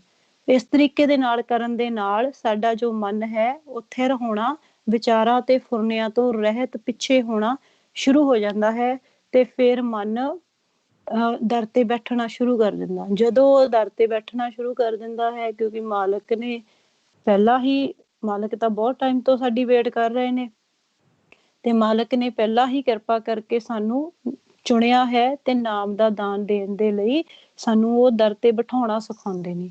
ਇਸ ਕਰਕੇ ਫਿਰ ਜਦੋਂ ਅਸੀਂ ਦਰ ਤੇ ਪ੍ਰੋਪਰਲੀ ਬੈਠ ਜਾਂਦੇ ਹਾਂ, ਠੀਕ ਹੈ ਜੀ, ਤੇ ਅਸੀਂ ਆਪਦੇ ਜੋ ਸਵਾਸ ਨੇ ਉਹਨਾਂ ਦਾ ਸਹੀ ਤਰੀਕੇ ਨਾਲ, ਭਾਵ ਨਿਰਗੁਣ ਦੇ ਖਜ਼ਾਨੇ 'ਚ ਸਵਾਸ ਜਮ੍ਹਾਂ ਕਰਾਉਣੇ ਸ਼ੁਰੂ ਕਰ ਦਿੰਦੇ ਆ ਗੁਰਮੁਖ ਪਿਆਰਿਓ। ਫਿਰ ਮਾਲਕ ਕਿਰਪਾ ਕਰਕੇ ਸਾਨੂੰ ਨਾਮ ਦਾ ਦਾਨ ਬਖਸ਼ਦੇ ਨੇ। ਸਤਿਗੁਰ ਸਿੱਖ ਕੋ ਨਾਮ ਧਨ ਦੇ, ਗੁਰ ਕਾ ਸਿੱਖ ਵਡਭਾਗੀ ਹੈ। ਜਿਨ੍ਹਾਂ ਗੁਰਮੁਖਾਂ ਦਾ ਪ੍ਰੈਕਟੀਕਲ ਜੀਵਨ ਹੁੰਦਾ ਹੈ, ਠੀਕ ਹੈ ਜੀ, ਸੰਤ ਸਾਧੂ ਭਗਤ ਗੁਰਮੁਖ, ਉਹ ਸਾਨੂੰ ਨਾਮ ਦਾ ਭੇਦ ਦਿੰਦੇ ਨੇ, ਕਿਉਂਕਿ ਮਾਲਕ ਦੇ ਵੱਲੋਂ ਉਹਨਾਂ ਦੀ ਡਿਊਟੀ ਲਾਈ ਜਾਂਦੀ ਆ। ਉਹ ਮਾਲਕ ਦੇ ਦਰ ਦੇ ਨੌਕਰ ਹੁੰਦੇ ਨੇ, ਮਾਲਕ ਦੇ ਦਰ ਦੇ ਪਿਆਰੇ ਹੁੰਦੇ ਨੇ, ਸੇਵਕ ਹੁੰਦੇ ਨੇ, ਮਾਲਕ ਦੇ ਵੱਲੋਂ ਚੁਣ ਕੇ, ਜੋ ਆਪ ਮਿਲੇ ਹੋਏ ਹੋਣਗੇ। ਕਿਉਂਕਿ ਅਸੀਂ ਪਛਾਣ ਫਿਰ ਗੁਰੂ ਗ੍ਰੰਥ ਸਾਹਿਬ ਜੀ ਤੋਂ ਹੀ ਕਰਨੀ ਆ। ਸਾਨੂੰ ਸਾਰੀ ਹੀ ਪਹਿਚਾਣ, ਕਿਉਂਕਿ ਇੱਥੇ ਕਿਸੇ ਆਕਾਰ ਦੀ ਗੱਲ ਨਹੀਂ ਹੋ ਰਹੀ। ਸਭ ਤੋਂ ਪਹਿਲਾਂ ਜਿੱਥੇ ਕੋਈ ਸੰਤ ਸਾਧੂ ਭਗਤ ਬ੍ਰਹਮ ਗਿਆਨੀ ਗੁਰਮੁਖ ਦੀ ਗੱਲ ਹੁੰਦੀ ਆ, ਉੱਥੇ ਕੇਵਲ ਤੇ ਕੇਵਲ ਉਸਦੇ ਮਨ, ਗੁਰਮੁਖ ਮਨ, ਗੁਰਮੁਖ ਸਾਧੂ ਮਨ ਨੂੰ ਹੀ ਕਿਹਾ ਗਿਆ ਹੈ। ਮਨ ਦੀਆਂ ਹੀ ਇਹ ਅਲੱਗ-ਅਲੱਗ ਸਟੇਜਸ ਹੈ। ਮਨ ਨੇ ਹੀ ਸਾਧੂ ਬਣਨਾ ਹੈ, ਮਨ ਨੇ ਹੀ ਗੁਰਮੁਖ ਬਣਨਾ ਹੈ, ਮਨ ਨੇ ਹੀ ਭਗਤ ਬਣਨਾ ਹੈ, ਮਨ ਨੇ ਹੀ ਬ੍ਰਹਮ ਗਿਆਨੀ ਦੀ ਅਵਸਥਾ ਤੇ ਜਾਣਾ ਹੈ। ਗੁਰਮੁਖ ਪਿਆਰਿਓ, ਇਸ ਕਰਕੇ ਇੱਥੇ ਮਨ ਦੀ ਵਿਚਾਰ ਹੋ ਰਹੀ ਆ, ਤਨ ਦਾ ਇਸ ਦੇ ਨਾਲ ਕੋਈ ਲੈਣਾ ਦੇਣਾ ਨਹੀਂ ਆ। ਸੋ ਅਸੀਂ ਮਨ ਦੀ ਜੋ ਵਿਚਾਰ ਹੈ ਉਹ ਧੰਨ ਧੰਨ ਸਾਹਿਬ ਸ੍ਰੀ ਗੁਰੂ ਗ੍ਰੰਥ ਸਾਹਿਬ ਜੀ ਗੁਰਬਾਣੀ ਗੁਰੂ ਤੋਂ ਪੁੱਛ ਕੇ ਫਿਰ ਉਸ ਸੰਤ ਸਾਧੂ ਭਗਤ ਦੀ ਜੋ ਪਹਿਚਾਣ ਹੈ ਉਹ ਗੁਰੂ ਗ੍ਰੰਥ ਸਾਹਿਬ ਜੀ ਗੁਰਬਾਣੀ ਗੁਰੂ ਤੋਂ ਹੀ ਪੁੱਛ ਕੇ ਪ੍ਰੈਕਟੀਕਲ ਮਿਲਾ ਕੇ ਫਿਰ ਹੀ ਅਸੀਂ ਉਹ ਵਿਚਾਰ, ਫਿਰ ਹੀ ਉਸ ਤੇ ਭਰੋਸਾ ਕਰਨਾ ਹੈ ਕਿ ਮਹਾਰਾਜ ਸਾਨੂੰ ਕੀ ਦੱਸ ਰਹੇ ਨੇ, ਕਿ ਭਗਤ ਕਿਹੋ ਜਿਹਾ ਹੋਣਾ ਚਾਹੀਦਾ, ਸਾਧੂ ਕਿਹੋ ਜਿਹਾ ਹੋਣਾ ਚਾਹੀਦਾ, ਸੰਤ ਦੀ ਕੀ ਨਿਸ਼ਾਨੀ ਆ, ਬ੍ਰਹਮ ਗਿਆਨੀ ਦੀ ਕੀ ਨਿਸ਼ਾਨੀ ਆ। ਫਿਰ ਗੁਰਮੁਖ ਪਿਆਰਿਓ, ਜੇ ਤਾਂ ਅਸੀਂ ਵਿਸ਼ਵਾਸ ਬਣਾ ਕੇ ਚੱਲਦੇ ਹਾਂ ਮਾਲਕ ਦੇ ਨਾਲ, ਤੇ ਮਾਲਕ ਹੀ ਸਾਰਾ ਕੁਝ ਵਰਤਾ ਰਹੇ ਨੇ। ਮਨ ਦੇ ਹੱਥ 'ਚ ਕੁਝ ਨਹੀਂ ਹੈਗਾ, ਚਾਹੇ ਮਨ ਨੂੰ ਸੋਝੀ ਹੈ, ਚਾਹੇ ਮਨ ਨੂੰ ਸੋਝੀ ਨਹੀਂ ਹੈ। ਮਨ ਮਾਲਕ ਨੂੰ ਨਹੀਂ ਦੇਖਦਾ, ਪਰ ਮਾਲਕ ਤਾਂ ਹਮੇਸ਼ਾ ਹੀ ਸਾਨੂੰ ਦੇਖਦੇ ਨੇ। ਇਹ ਖੇਡ, ਕਿਉਂਕਿ ਮਾਲਕ ਨੇ ਸਾਨੂੰ ਆਪਣੇ ਆਪ ਤੋਂ ਪੈਦਾ ਕੀਤਾ, ਆਪਣੇ ਆਪ ਤੋਂ ਪੈਦਾ ਕਰਨ ਤੋਂ ਬਾਅਦ ਸਾਨੂੰ ਆਪ ਹੀ ਆਪ ਦੀ ਮਰਜ਼ੀ ਦੇ ਅਕੋਰਡਿੰਗਲੀ ਖੇਡ ਖੇਡਣ ਲਈ ਭੇਜਿਆ, ਆਪ ਹੀ ਭੁਲਾਇਆ, ਆਪ ਹੀ ਜਗਾਇਆ, ਤੇ ਫਿਰ ਆਪ ਹੀ ਕਿਰਪਾ ਕਰਕੇ ਜਦੋਂ ਮਾਲਕ ਸਾਨੂੰ ਚੁਣਦੇ ਨੇ, ਸਾਨੂੰ ਪਤਾ ਵੀ ਨਹੀਂ ਹੁੰਦਾ, ਸਾਨੂੰ ਸੰਗਤ ਬਖਸ਼ਦੇ ਨੇ, ਸਤ ਸੰਗਤ ਬਖਸ਼ਦੇ ਨੇ, ਜਿਸ ਸੰਗਤ ਦੇ ਵਿੱਚ ਕੇਵਲ ਤੇ ਕੇਵਲ ਨਿਰੰਕਾਰ ਅਕਾਲ ਪੁਰਖ ਵਾਹਿਗੁਰੂ ਜੀ ਦੀ ਸਿਫਤ ਸਲਾਹ, ਮਾਲਕ ਦੇ ਮੁਖ ਦੀ ਆਵਾਜ਼, ਨਾਮ ਦੀ ਵਡਿਆਈ, ਸਿਫਤ ਸਲਾਹ ਹੁੰਦੀ ਆ। ਗੁਰਮੁਖ ਪਿਆਰਿਓ, ਸੰਗਤ ਦੇ ਵਿੱਚ 2 ਗੁਰਮੁਖ ਵੀ ਹੋ ਸਕਦੇ ਨੇ, 2 ਤੋਂ ਵੱਧ ਵੀ ਹੋ ਸਕਦੇ ਨੇ, ਠੀਕ ਆ ਜੀ। ਕਿਉਂਕਿ ਜਦੋਂ ਅਸੀਂ ਕੇਵਲ ਤੇ ਕੇਵਲ ਨਿਰੰਕਾਰ ਅਕਾਲ ਪੁਰਖ ਵਾਹਿਗੁਰੂ ਜੀ ਦੇ ਬਾਰੇ 'ਚ ਮਾਲਕ ਦੀ ਮਹਿਮਾ ਕਰਦੇ ਹਾਂ, ਮਾਲਕ ਦੀ ਵਡਿਆਈ ਕਰਦੇ ਹਾਂ, ਉੱਥੇ ਸਤ ਸੰਗਤ ਹੀ ਹੋ ਰਹੀ ਹੁੰਦੀ ਆ, ਠੀਕ ਆ ਜੀ। ਇਹ ਸਾਨੂੰ ਗੁਰਬਾਣੀ ਦੇ ਵਿੱਚੋਂ ਹੀ ਭੇਦ ਆਉਂਦਾ ਕਿ ਜਿੱਥੇ ਕੇਵਲ ਨਾਮ ਦੀ ਗੱਲ ਹੋ ਰਹੀ ਆ ਉਹ ਸੰਗਤ ਹੈ, ਜਿੱਥੇ ਮਾਲਕ ਦੀ ਸਿਫਤ ਸਲਾਹ ਹੋ ਰਹੀ ਆ ਉਸ ਨੂੰ ਹੀ ਸੱਚੀ ਸੰਗਤ ਕਿਹਾ ਜਾਂਦਾ। ਫਿਰ ਮਾਲਕ ਮਹਾਰਾਜ, ਮਾਲਕ ਖੁਸ਼ ਹੋ ਕੇ ਸਾਨੂੰ ਸੋਰਸ ਵੀ, ਕਿਉਂਕਿ ਮਾਲਕ ਨੇ ਸਾਨੂੰ ਆਪਣੇ ਨਾਲ ਮਿਲਾਉਣਾ ਨਾ, ਕਿਉਂਕਿ ਅਸੀਂ ਨਹੀਂ ਮਾਲਕ ਨੂੰ ਜਾਣ ਸਕਦੇ, ਨਾ ਅਸੀਂ ਮਾਲਕ ਨਾਲ ਮਿਲਾਪ ਕਰ ਸਕਦੇ ਹਾਂ, ਮਾਲਕ ਨੇ ਹੀ ਸਾਡੇ ਨਾਲ ਇਹ ਸਾਰਾ ਪ੍ਰੈਕਟੀਕਲ ਕਰਵਾਉਣਾ ਹੈ। ਸੋ ਫਿਰ ਸਾਨੂੰ ਗੁਰਮੁਖਾਂ ਦੀ ਸੰਗਤ ਬਖਸ਼ ਦਿੰਦੇ ਨੇ, ਜਿਹੜੇ ਗੁਰਮੁਖਾਂ ਨੇ ਆਪ ਮਾਲਕ ਨਾਲ ਮਿਲਾਪ ਕੀਤਾ ਹੁੰਦਾ, ਆਪ ਨਾਮ ਦਾ ਭੇਦ ਲਿਆ ਹੁੰਦਾ। ਸੋ ਗੁਰਮੁਖ ਪਿਆਰਿਓ, ਸਾਨੂੰ ਪਤਾ ਵੀ ਨਹੀਂ ਹੁੰਦਾ, ਆਟੋਮੈਟਿਕਲੀ ਹੀ ਉਹ ਸਬੱਬ ਬਣਾ ਕੇ ਸਾਨੂੰ ਉਹੋ ਜੀ ਸੰਗਤ ਮਾਲਕ ਦੇ ਵੱਲੋਂ ਹੀ ਪ੍ਰਦਾਨ ਕੀਤੀ ਜਾਂਦੀ। ਉਹ ਸਾਨੂੰ ਭੇਦ ਦਿੰਦੇ ਨੇ। ਸਭ ਤੋਂ ਪਹਿਲਾਂ ਸਾਰਾ ਹੀ ਨਾਮ ਦਾ ਭੇਦ ਧੰਨ ਧੰਨ ਸਾਹਿਬ ਸ੍ਰੀ ਗੁਰੂ ਗ੍ਰੰਥ ਸਾਹਿਬ ਜੀ ਗੁਰਬਾਣੀ ਗੁਰੂ ਦੇ ਵਿੱਚ ਦੱਸਿਆ ਹੋਇਆ ਹੈ। ਬਹੁਤ ਟਾਈਮ ਤੋਂ ਅਸੀਂ ਗੁਰਬਾਣੀ ਪੜ੍ਹਦੇ, ਅਸੀਂ ਆਪਣੇ ਮਨ ਦੀ ਪਹਿਲਾਂ ਗੱਲ ਕਰਦੇ ਹਾਂ, ਦੂਸਰਿਆਂ ਨੇ ਆਪਣੇ ਆਪਣੇ ਮਨ ਦੀ ਆਪ ਖੋਜ ਕਰਨੀ ਆ। ਹੁਣ ਕਿੰਨੇ ਟਾਈਮ ਤੋਂ ਅਸੀਂ ਗੁਰਬਾਣੀ ਵੀ ਪੜ੍ਹਦੇ ਹਾਂ, ਠੀਕ ਆ ਜੀ, ਪਰ ਗੁਰਮੁਖ ਪਿਆਰਿਓ, ਜੋ ਸਾਨੂੰ ਹੁਣ ਸਮਝ 'ਚ ਆਉਂਦਾ ਹੈ ਮਾਲਕ ਦੀ ਕਿਰਪਾ ਦੇ ਦੁਆਰਾ। ਉਹ ਪਹਿਲਾਂ ਨਹੀਂ ਆਉਂਦਾ ਸੀ। ਤੇ ਆਪਣੇ ਮਨ ਤੋਂ ਬਾਅਦ ਜਦੋਂ ਦੂਸਰਿਆਂ ਨਾਲ ਵਿਚਾਰ ਹੁੰਦੀ ਆ, ਉਹ ਵੀ ਕਹਿੰਦੇ ਵੀ ਬਹੁਤ ਗੁਰਬਾਣੀ ਪੜ੍ਹਦੇ ਰਹੇ ਆ, ਇਹ ਤਾਂ ਗੱਲਾਂ ਹੀ ਨਹੀਂ ਪਤਾ ਲੱਗੀਆਂ। ਕਿਉਂ? ਕਿਉਂਕਿ ਮਾਲਕ ਨੇ ਕਿਰਪਾ ਕੀਤੀ। ਹੁਣ ਮਾਲਕ ਨੇ ਕਿਰਪਾ ਕੀਤੀ, ਸਾਧੂ ਮਨ, ਸੰਤ ਮਨ, ਗੁਰਮੁਖ ਮਨ ਨੂੰ ਟੀਚਰ ਦੇ ਰੂਪ ਵਿੱਚ ਸਾਨੂੰ ਦਿੱਤਾ। ਠੀਕ ਆ ਜੀ। ਉਸ ਟੀਚਰ ਨੇ ਸਾਨੂੰ ਦ੍ਰਿੜ ਕਰਵਾਇਆ ਕਿ ਤੁਸੀਂ ਮਿਲਾਪ ਕਰ ਸਕਦੇ ਹੋ ਮਾਲਕ ਦੇ ਨਾਲ, ਕਿਉਂਕਿ ਗੁਰੂ ਗ੍ਰੰਥ ਸਾਹਿਬ ਜੀ ਦੇ ਵਿੱਚ ਉਹਨਾਂ ਗੁਰਮੁਖਾਂ ਨੇ ਆਪ ਲਿਖਿਆ ਜਿਨ੍ਹਾਂ ਨੇ ਮਿਲਾਪ ਕੀਤਾ।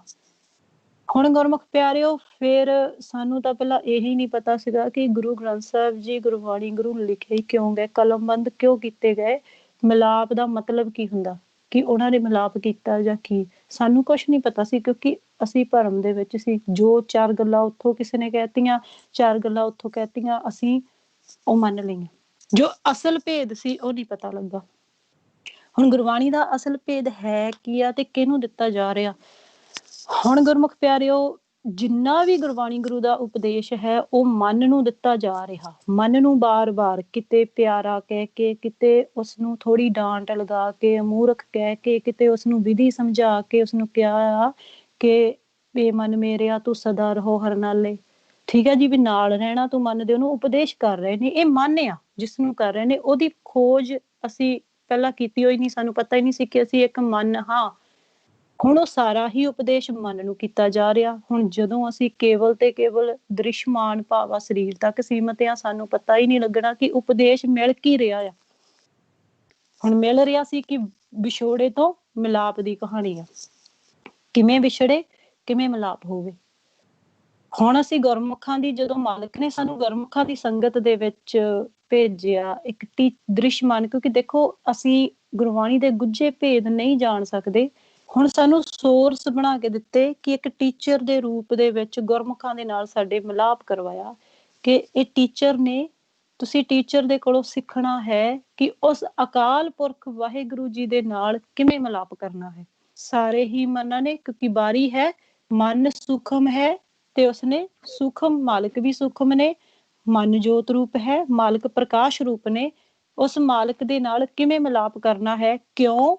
ਸਾਡਾ ਜੋ ਆਉਣ ਜਾਣ ਦਾ ਜੋ ਚੱਕਰ ਹੈ, ਜੋ ਜੂਨਾਂ ਦੇ ਵਿੱਚ ਬਾਰ-ਬਾਰ ਆ ਜਾ ਰਹੇ ਆ, ਉਹ ਖੰਡਨ ਹੋ ਜਾਵੇ, ਖਤਮ ਹੋ ਜਾਵੇ। ਸਾਨੂੰ ਬਾਰ-ਬਾਰ ਜਮਾਂ ਦੇ ਨਾਲ ਨਾ ਜਾਣਾ ਪਵੇ। ਭਵ ਸਾਗਰ ਵਿਚਾਰਾਂ ਫੁਰਨਿਆਂ ਤੋਂ ਰਹਿਤ ਹੋ ਜਾਈਏ ਤੇ ਅਸੀਂ ਸਦੀਵੀ ਨਿਜ ਘਰ ਮਹਿਲ, ਥਿਰ ਘਰ ਮਹਿਲ ਦੇ ਵਿੱਚ ਅਸੀਂ ਵਾਸਾ ਪਾ ਲਈਏ। ਇਸ ਕਰਕੇ ਸਾਨੂੰ ਮਾਲਕ ਨੇ ਆਪਣੇ ਆਪ ਦੇ ਨਾਲ ਮਿਲਾਉਣ ਦੇ ਲਈ ਬਾਰ-ਬਾਰ ਸੋਰਸ ਦਿੱਤੇ। ਹੁਣ ਗੁਰਮੁਖ ਪਿਆਰਿਓ, ਜਿਹੜੇ ਮਨ ਪ੍ਰੈਕਟੀਕਲ ਕਰਦੇ ਨੇ ਮਾਲਕ ਦੀ ਕਿਰਪਾ ਦੇ ਦੁਆਰਾ, ਉਹਨਾਂ ਦੇ ਸਾਰੇ ਹੀ ਸ਼ੰਕੇ ਨੇ ਜੋ ਉਹਨਾਂ ਦੇ, ਉਹ ਦੂਰ ਹੋ ਜਾਂਦੇ ਨੇ। ਕਿਉਂ? ਕਿਉਂਕਿ ਉਸ ਮਨ ਨੂੰ ਸਮਝ ਦੇ ਵਿੱਚ ਆ ਜਾਂਦਾ ਕਿ ਵਾਕਿਆ ਹੀ ਮਾਲਕ ਦੇ ਵੱਲੋਂ ਸੋਝੀ ਦਿੱਤੀ ਜਾਂਦੀ ਪੈਰ ਪੈਰ ਤੇ, ਕਿ ਇਹ ਮਾਲਕ ਹੀ ਵਰਤਾ ਰਹੇ ਨੇ ਇਹ ਸਾਰਾ ਕੁਝ। ਕਿਉਂਕਿ ਇਹ ਸੁਣਨ ਵਾਲੀ ਗੱਲ ਨਹੀਂ, ਇਹ ਹੰਡਾਉਣ ਵਾਲੀ ਗੱਲ ਹੈ।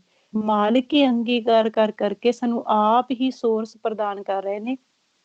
ਹੁਣ ਉਹਨਾਂ ਨੇ ਸਾਨੂੰ ਭੇਦ ਦੇ ਦਿੱਤਾ ਕਿ ਜੋ ਤੁਹਾਡੇ ਕੰਨਾਂ ਦੇ ਵਿੱਚ ਇਹ ਆਵਾਜ਼ ਆਈ, ਤੁਸੀਂ ਗੁਰਮੰਤਰ ਨੂੰ ਦ੍ਰਿੜ ਕੀਤਾ, ਮਾਲਕ ਨੇ ਖੁਸ਼ ਹੋ ਕੇ ਤੁਹਾਨੂੰ ਨਾਮ ਦਾ ਦਾਨ ਦੇ ਦਿੱਤਾ।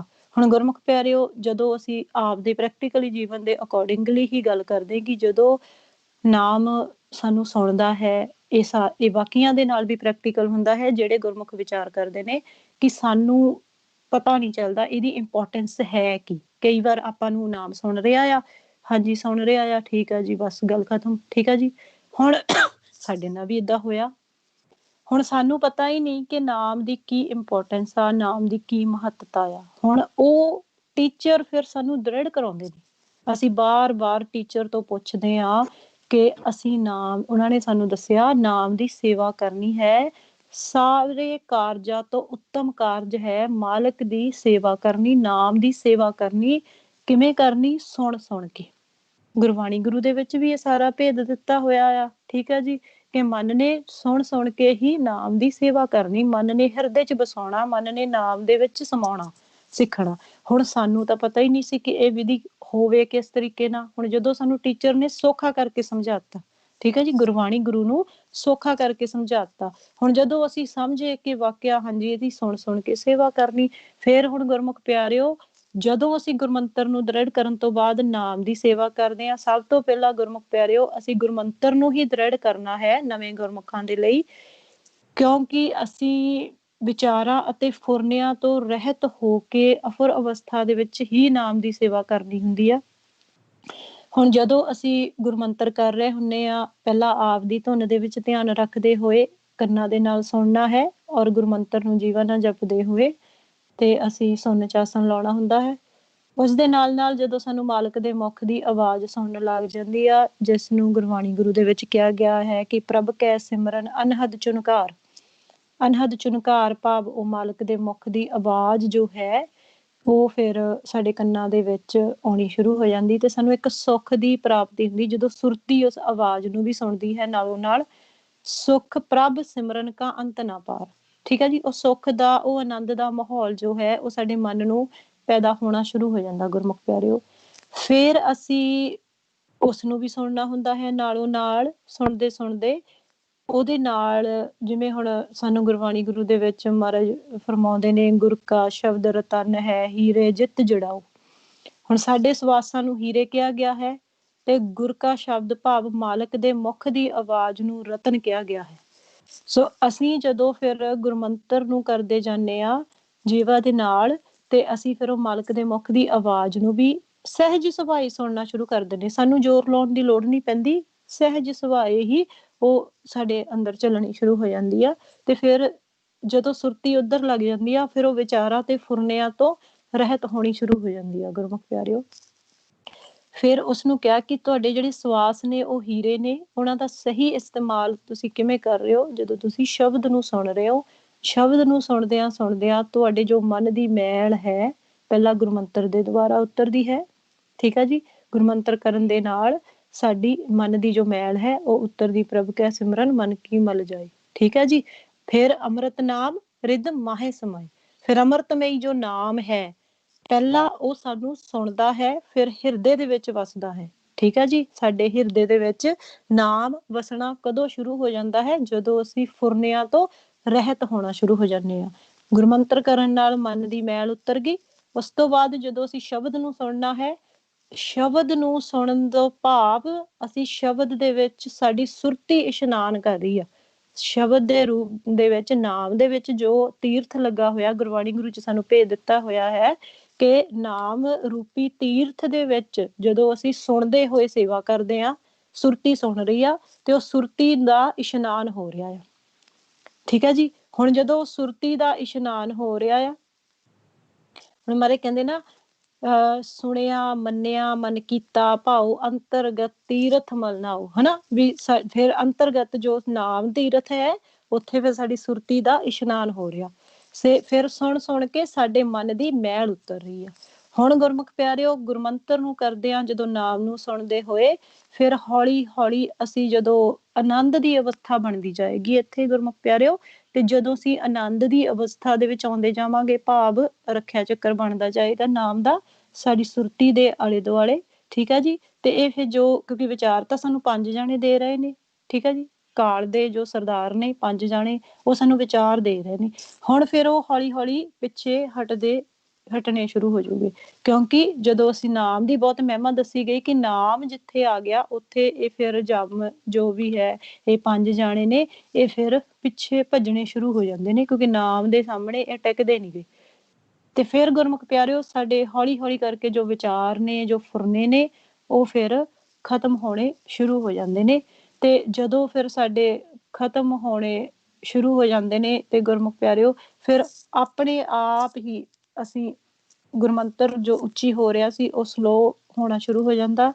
ਫਿਰ ਅਸੀਂ ਹੌਲੀ ਹੌਲੀ ਕਰਦੇ ਹੋਏ, ਕਿਉਂਕਿ ਨਾਮ ਨਾਲ ਸੁਰਤ ਹਮੇਸ਼ਾ ਹੀ ਜੋੜ ਕੇ ਰੱਖਣੀ ਹੈ, ਸਹਿਜ ਸੁਭਾਏ ਹੀ ਫਿਰ ਅਸੀਂ ਅੰਤਰਗਤ ਹੁੰਦੇ ਹੋਏ ਨਾਮ ਨੂੰ ਸੁਣਦੇ ਜਾਣਾ ਹੈ। ਨਾਮ ਨੂੰ ਸੁਣਦੇ ਜਾਣਾ ਹੈ ਤੇ ਸਾਹਮਣੇ ਸੁਣਨ ਦੇ ਵਿੱਚ ਆਸਣ ਲਾ ਕੇ ਦੇਖਦੇ ਜਾਣਾ ਹੈ। ਤੇ ਇਸ ਤਰੀਕੇ ਦੇ ਨਾਲ, ਭਾਵਨਾ ਦੇ ਨਾਲ, ਹਮੇਸ਼ਾ ਹੀ ਇੱਕ ਭਾਵਨਾ ਨੂੰ ਅਸੀਂ ਮਨ ਦੇ ਵਿੱਚ ਰੱਖ ਕੇ ਚੱਲਣਾ ਹੁੰਦਾ ਹੈ। ਮਾਲਕ ਦੀ ਹੋਂਦ ਨੂੰ, ਮਾਲਕ ਦੀ ਹੋਂਦ ਨੂੰ ਅਸੀਂ ਕਦੇ ਵੀ ਨਹੀਂ ਭੁੱਲਣਾ, ਚਾਹੇ ਅਸੀਂ ਗੁਰਮੰਤਰ ਕਰ ਰਹੇ ਹਾਂ, ਚਾਹੇ ਅਸੀਂ ਨਾਮ ਨੂੰ ਸੁਣ ਰਹੇ ਹਾਂ। ਹੁਣ ਜਦੋਂ ਅਸੀਂ ਨਾਮ ਨੂੰ ਸੁਣ ਰਹੇ ਹਾਂ ਗੁਰਮੁਖ ਪਿਆਰਿਓ, ਮਾਲਕ ਦੇ ਮੁਖ ਦੀ ਆਵਾਜ਼ ਹੈ, ਸੋ ਜਦੋਂ ਮਾਲਕ ਦੇ ਮੁਖ ਦੀ ਆਵਾਜ਼ ਭਾਵ ਮਾਲਕ ਸਾਡੇ ਕੋਲ ਬੈਠੇ ਨੇ ਔਰ ਆਪ ਬੋਲ ਰਹੇ ਨੇ, ਠੀਕ ਆ ਜੀ, ਤੇ ਅਸੀਂ ਫਿਰ ਉਹ ਆਵਾਜ਼ ਨੂੰ ਸੁਣ ਕੇ ਭਾਵਨਾ ਦੇ ਨਾਲ ਸੁਣੀ ਜਾਣਾ ਹੈ ਤੇ ਸਾਡਾ ਸਹਿਜ ਸੁਭਾਅ ਹੀ, ਸਾਨੂੰ ਕੁਛ ਕਰਨ ਦੀ ਲੋੜ ਨਹੀਂ ਹੈ, ਕੋਈ ਐਫਰਟ ਨਹੀਂ ਕਰਨਾ, ਕੋਈ ਮਨ ਚ ਫੁਰਨਾ ਨਹੀਂ ਰੱਖਣਾ, ਕੁਛ ਨਹੀਂ ਰੱਖਣਾ, ਸਹਿਜ ਸੁਭਾਅ ਹੀ ਸਾਡਾ ਮਾਲਕ ਦੇ ਨਾਲ ਪਿਆਰ ਜੋ ਹੈ ਉਹ ਪੈਣਾ ਸ਼ੁਰੂ ਹੋ ਜਾਂਦਾ ਫਿਰ। ਸੋ ਇਸ ਨੂੰ ਅਸੀਂ ਕਹਿੰਦੇ ਹਾਂ, ਕਿਉਂਕਿ ਸ਼ਬਦ ਨੂੰ ਸਾਡੀ ਸੁਰਤ ਦਾ ਗੁਰੂ ਕਿਹਾ ਗਿਆ ਹੈ, ਠੀਕ ਹੈ ਜੀ, ਸ਼ਬਦ ਨੂੰ ਸਾਡੀ ਸੁਰਤ ਦਾ ਗੁਰੂ ਕਿਹਾ ਗਿਆ ਹੈ ਤੇ ਸਾਡੀ ਸੁਰਤ ਜੋ ਹੈ ਉਹ ਚੇਲਾ ਹੈ। ਸੋ ਗੁਰਮੁਖ ਪਿਆਰਿਓ, ਜਦੋਂ ਅਸੀਂ ਸ਼ਬਦ ਦੀ ਸੇਵਾ ਕਰਦੇ ਹਾਂ ਭਾਵ ਨਾਮ ਸੁਣਦੇ ਹਾਂ, ਉਦੋਂ ਅਸੀਂ ਸ਼ਬਦ ਦੀ ਸੇਵਾ ਕਰ ਰਹੇ ਹਾਂ, ਮਾਲਕ ਦੀ ਸੇਵਾ ਕਰ ਰਹੇ ਹਾਂ, ਤੇ ਉੱਥੋਂ ਹੀ ਸਾਡੇ ਮਨ ਦੀ ਜੋ ਭਗਤੀ ਹੈ ਉਹ ਸ਼ੁਰੂ ਹੋ ਜਾਂਦੀ ਆ। ਸਾਡੀ ਮਨ ਦੀ ਜੋ ਭਗਤੀ, ਜੋ ਕਮਾਈ, ਸਾਡਾ ਮਨ ਇਸ ਲੋਕ ਦੇ ਵਿੱਚ ਮਾਨਸ ਰੂਪ ਦੇ ਵਿੱਚ, ਮਨੁੱਖ ਰੂਪ ਦੇ ਵਿੱਚ ਉਸਨੂੰ ਵਾਰੀ ਮਿਲੀ ਮਾਲਕ ਦੇ ਵੱਲੋਂ, ਠੀਕ ਆ ਜੀ, ਮਨੁੱਖਾ ਜਨਮ ਮਿਲਿਆ ਕੇਵਲ ਤੇ ਕੇਵਲ ਨਾਮ ਨੂੰ ਦ੍ਰਿੜ ਕਰਨ ਦਾ, ਨਾਮ ਨੂੰ ਕਮਾਉਣ ਦਾ, ਨਾਮ ਚ ਸਮਾ ਕੇ ਮਾਲਕ ਨੂੰ ਮਿਲਾਪ ਕਰਨ ਦਾ, ਠੀਕ ਆ ਜੀ। ਇਹ ਮਾਨਕ ਜਨਮ ਦੇ ਵਿੱਚ ਇਹ ਸਾਨੂੰ ਵਾਰੀ ਮਿਲੀ। ਜਿੰਨਾ ਟਾਈਮ ਇਹ ਮਨੁੱਖ ਜਾਮਾ ਹੈ ਭਾਵ ਸਾਡੇ ਸਵਾਸ ਨੇ, ਓਨਾ ਟਾਈਮ ਹੀ ਸਾਡੇ ਕੋਲ ਵਾਰੀ ਹੈ। ਜਦੋਂ ਸਵਾਸ ਖਤਮ ਹੋ ਗਏ, ਇਹ ਜੋ ਵਾਰੀ ਹੈ ਇਹ ਸਾਡੀ ਫਿਰ ਖਤਮ ਹੋ ਜਾਂਦੀ ਹੈ। ਸੋ ਸਾਡੀ ਫਿਰ ਭਗਤੀ ਕਿੱਥੋਂ ਸ਼ੁਰੂ ਹੋ ਗਈ? ਨਾਮ ਦੀ ਸੇਵਾ ਤੋਂ। ਸੋ ਮਹਾਰਾਜ ਸਾਨੂੰ ਕੀ ਫਰਮਾਉਂਦੇ ਨੇ? ਕਹਿੰਦੇ ਗੁਰ ਸੇਵਾ ਤੇ ਭਗਤ ਕਮਾਈ, ਠੀਕ ਹੈ ਜੀ। ਸ਼ਬਦ ਨੂੰ ਸੁਣ ਕੇ ਸੇਵਾ ਕਰ ਕਰਕੇ ਫਿਰ ਉਹ ਮਨ ਭਗਤੀ ਕਰਨੀ ਸ਼ੁਰੂ ਕਰ ਦਿੰਦਾ ਆ, ਭਗਤੀ ਦੀ ਕਮਾਈ ਕਰਨੀ ਸ਼ੁਰੂ ਕਰ ਦਿੰਦਾ। ਤਬ ਇਹ ਮਾਨਸ ਦੇਹੀ ਪਾਈ, ਠੀਕ ਹੈ ਜੀ। ਹੁਣ ਇਹ ਸਾਨੂੰ ਦੇਹੀ ਜੋ ਮਾਨਸ ਹੈ ਉਹ ਸਾਨੂੰ, ਅਸੀਂ ਪਹਿਲਾਂ ਵੀ ਪਰਚੂਨ ਜੋੜਿਆ ਹੋਇਆ ਹੋਣ ਕਰਕੇ ਜੂਨਾਂ ਦੇ ਵਿੱਚ ਅਸੀਂ ਇਹ ਮਨੁੱਖਾ ਜਨਮ ਜੋ ਹੈ ਉਹ ਸਾਨੂੰ ਪ੍ਰਾਪਤ ਕੀਤਾ ਕੇਵਲ ਤੇ ਕੇਵਲ ਮਨੁੱਖ ਜਨਮ ਦੇ ਵਿੱਚ ਮਾਲਕ ਨੂੰ ਮਿਲਾਪ ਕਰਨ ਦੇ ਲਈ, ਠੀਕ ਹੈ ਜੀ। ਮਾਲਕ ਦੇ ਨਾਲ ਮਿਲਾਪ ਕਰਨ ਦੇ ਲਈ ਹੀ ਇਹ ਸਾਨੂੰ ਵਾਰੀ ਜੋ ਹੈ ਉਹ ਮਿਲੀ ਹੈ। ਸੋ ਇਸ ਕਰਕੇ ਅਸੀਂ ਇਸ ਤਰੀਕੇ ਦੇ ਨਾਲ ਬਾਰ-ਬਾਰ, ਜੇ ਹੁਣ ਸਾਨੂੰ ਇੱਥੇ ਕੋਈ ਵਿਚਾਰ ਆਉਂਦਾ ਹੈ, ਠੀਕ ਆ ਜੀ, ਜੇ ਕੋਈ ਵੀ ਸਾਨੂੰ ਵਿਚਾਰ ਜਾਂ ਫੁਰਨਾ ਆ ਰਿਹਾ ਆ ਸ਼ਬਦ ਨੂੰ ਸੁਣਦਿਆਂ ਹੋਇਆਂ, ਜਾਂ ਮਨ ਫਿਰ ਥੱਲੇ ਤਰਲੋਕੀ ਦੇ ਵਿੱਚ ਜਾਂਦਾ ਹੈ ਸੁਣਨ ਨੂੰ ਛੱਡ ਕੇ, ਤੇ ਅਸੀਂ ਹੌਲੀ ਹੌਲੀ ਫਿਰ ਗੁਰਮੰਤਰ ਨੂੰ ਦ੍ਰਿੜ ਕਰਦੇ ਜਾਣਾ ਹੈ, ਠੀਕ ਹੈ ਜੀ। ਤੇ ਫਿਰ ਅਸੀਂ ਗੁਰਮੰਤਰ ਨੂੰ ਦ੍ਰਿੜ ਕਰਦਿਆਂ ਆਪਦੀ ਦੇਹ ਨੂੰ ਛੱਡਦੇ ਜਾਣਾ ਹੈ, ਠੀਕ ਹੈ ਜੀ। ਸੁਰਤੀ ਨੂੰ ਅਸੀਂ ਚੌਥੇ ਪਾਤੇ ਰੱਖਣਾ ਹੈ ਭਾਵ ਨਾਮ ਦੇ ਨਾਲ ਜੋੜ ਕੇ ਰੱਖਣਾ ਹੈ, ਤੇ ਸਹਿਜ ਸੁਭਾਅ ਹੀ ਸੁਰਤੀ ਜੋ ਹੈ ਉਹ ਫਿਰ ਸਾਡੇ ਸਰੀਰ ਦੇ ਵਿੱਚੋਂ ਨਿਕਲ ਕੇ, ਵਿਚਾਰਾਂ ਫੁਰਨਿਆਂ ਚੋਂ ਨਿਕਲ ਕੇ ਫਿਰ ਨਾਮ ਦੀ ਸੇਵਾ ਕਰਦੀ ਜਾਏਗੀ। ਫਿਰ ਜੇ ਇਸ ਤਰੀਕੇ ਨਾਲ ਦੁਬਾਰਾ ਕੋਈ ਫੁਰਨਾ ਆ ਰਿਹਾ ਤੇ ਅਸੀਂ ਫਿਰ ਹਲਕਾ ਜਿਹਾ ਸਵਾਸ ਰੋਕ ਕੇ, ਹਲਕਾ ਜਿਹਾ ਸਵਾਸ ਰੋਕ ਕੇ ਤੇ ਫਿਰ ਅਸੀਂ ਨਾਮ ਨੂੰ ਸੁਣਦੇ ਜਾਣਾ, ਸਵਾਸ ਛੱਡਦੇ ਜਾਣਾ।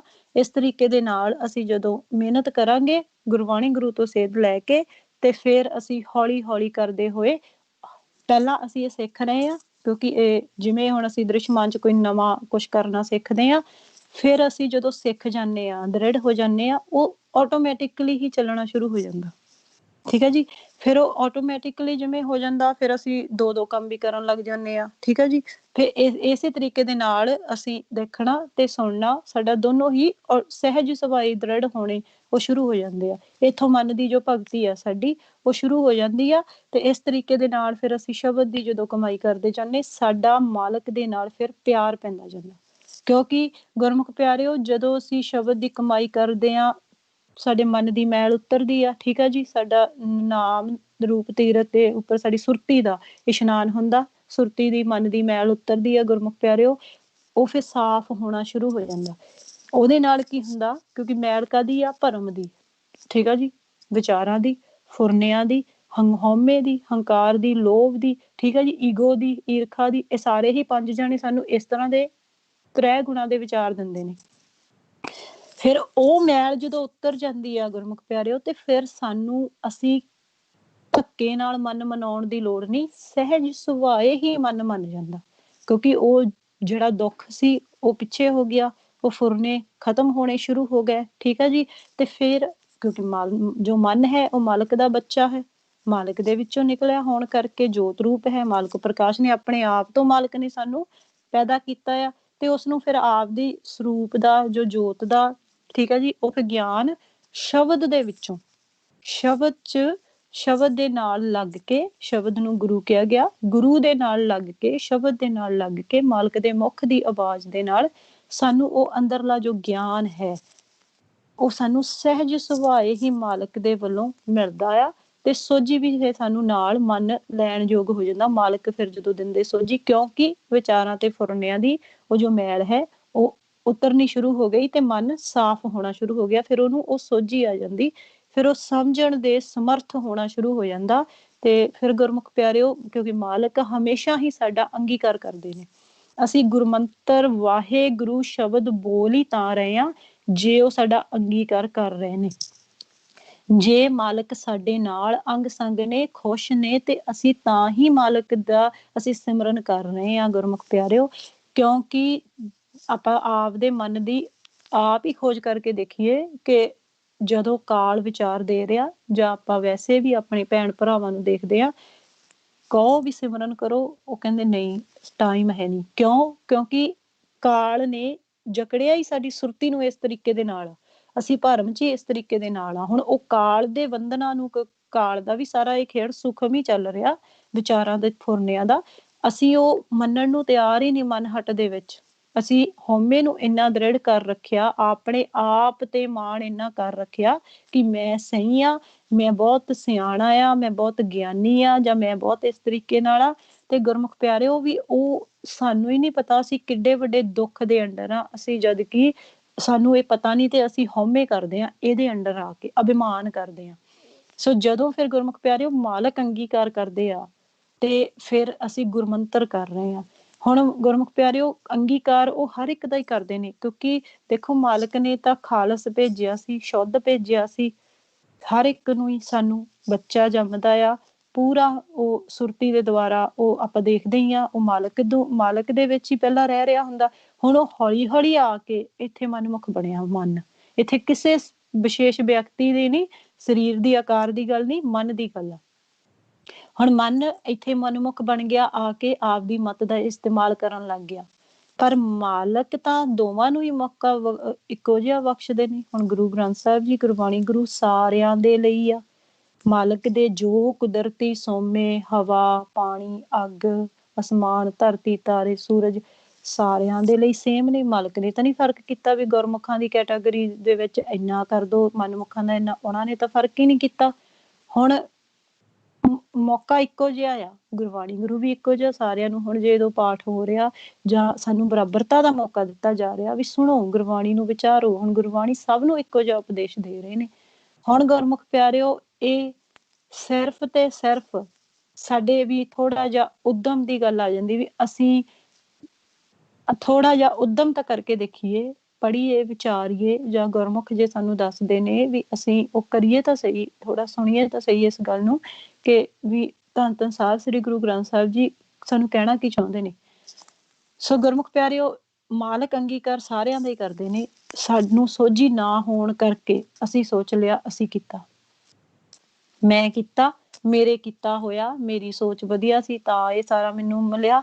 ਫਿਰ ਜਦੋਂ ਗੁਰਮੁਖ ਪਿਆਰਿਓ ਮਾਲਕ ਜੋ ਮਨ ਹੈ ਉਹ ਭਗਤੀ ਕਰਨੀ ਸ਼ੁਰੂ ਕਰ ਦਿੰਦਾ, ਮਾਲਕ ਕਿਰਪਾ ਕਰਦੇ ਨੇ, ਨਾਮ ਸਾਨੂੰ ਦਿੰਦੇ ਨੇ, ਅਸੀਂ ਨਾਮ ਦੇ ਵਿੱਚ ਤੀਰਥ ਇਸ਼ਨਾਨ ਕਰਕੇ ਆਪਦੇ ਮਨ ਦੀ ਮੈਲ ਨੂੰ ਲਾਉਂਦੇ ਆ, ਮਨ ਸਾਫ਼ ਹੋਣਾ ਸ਼ੁਰੂ ਹੋ ਜਾਂਦਾ, ਨਿਰਮਲ ਹੋਣਾ ਸ਼ੁਰੂ ਹੋ ਜਾਂਦਾ।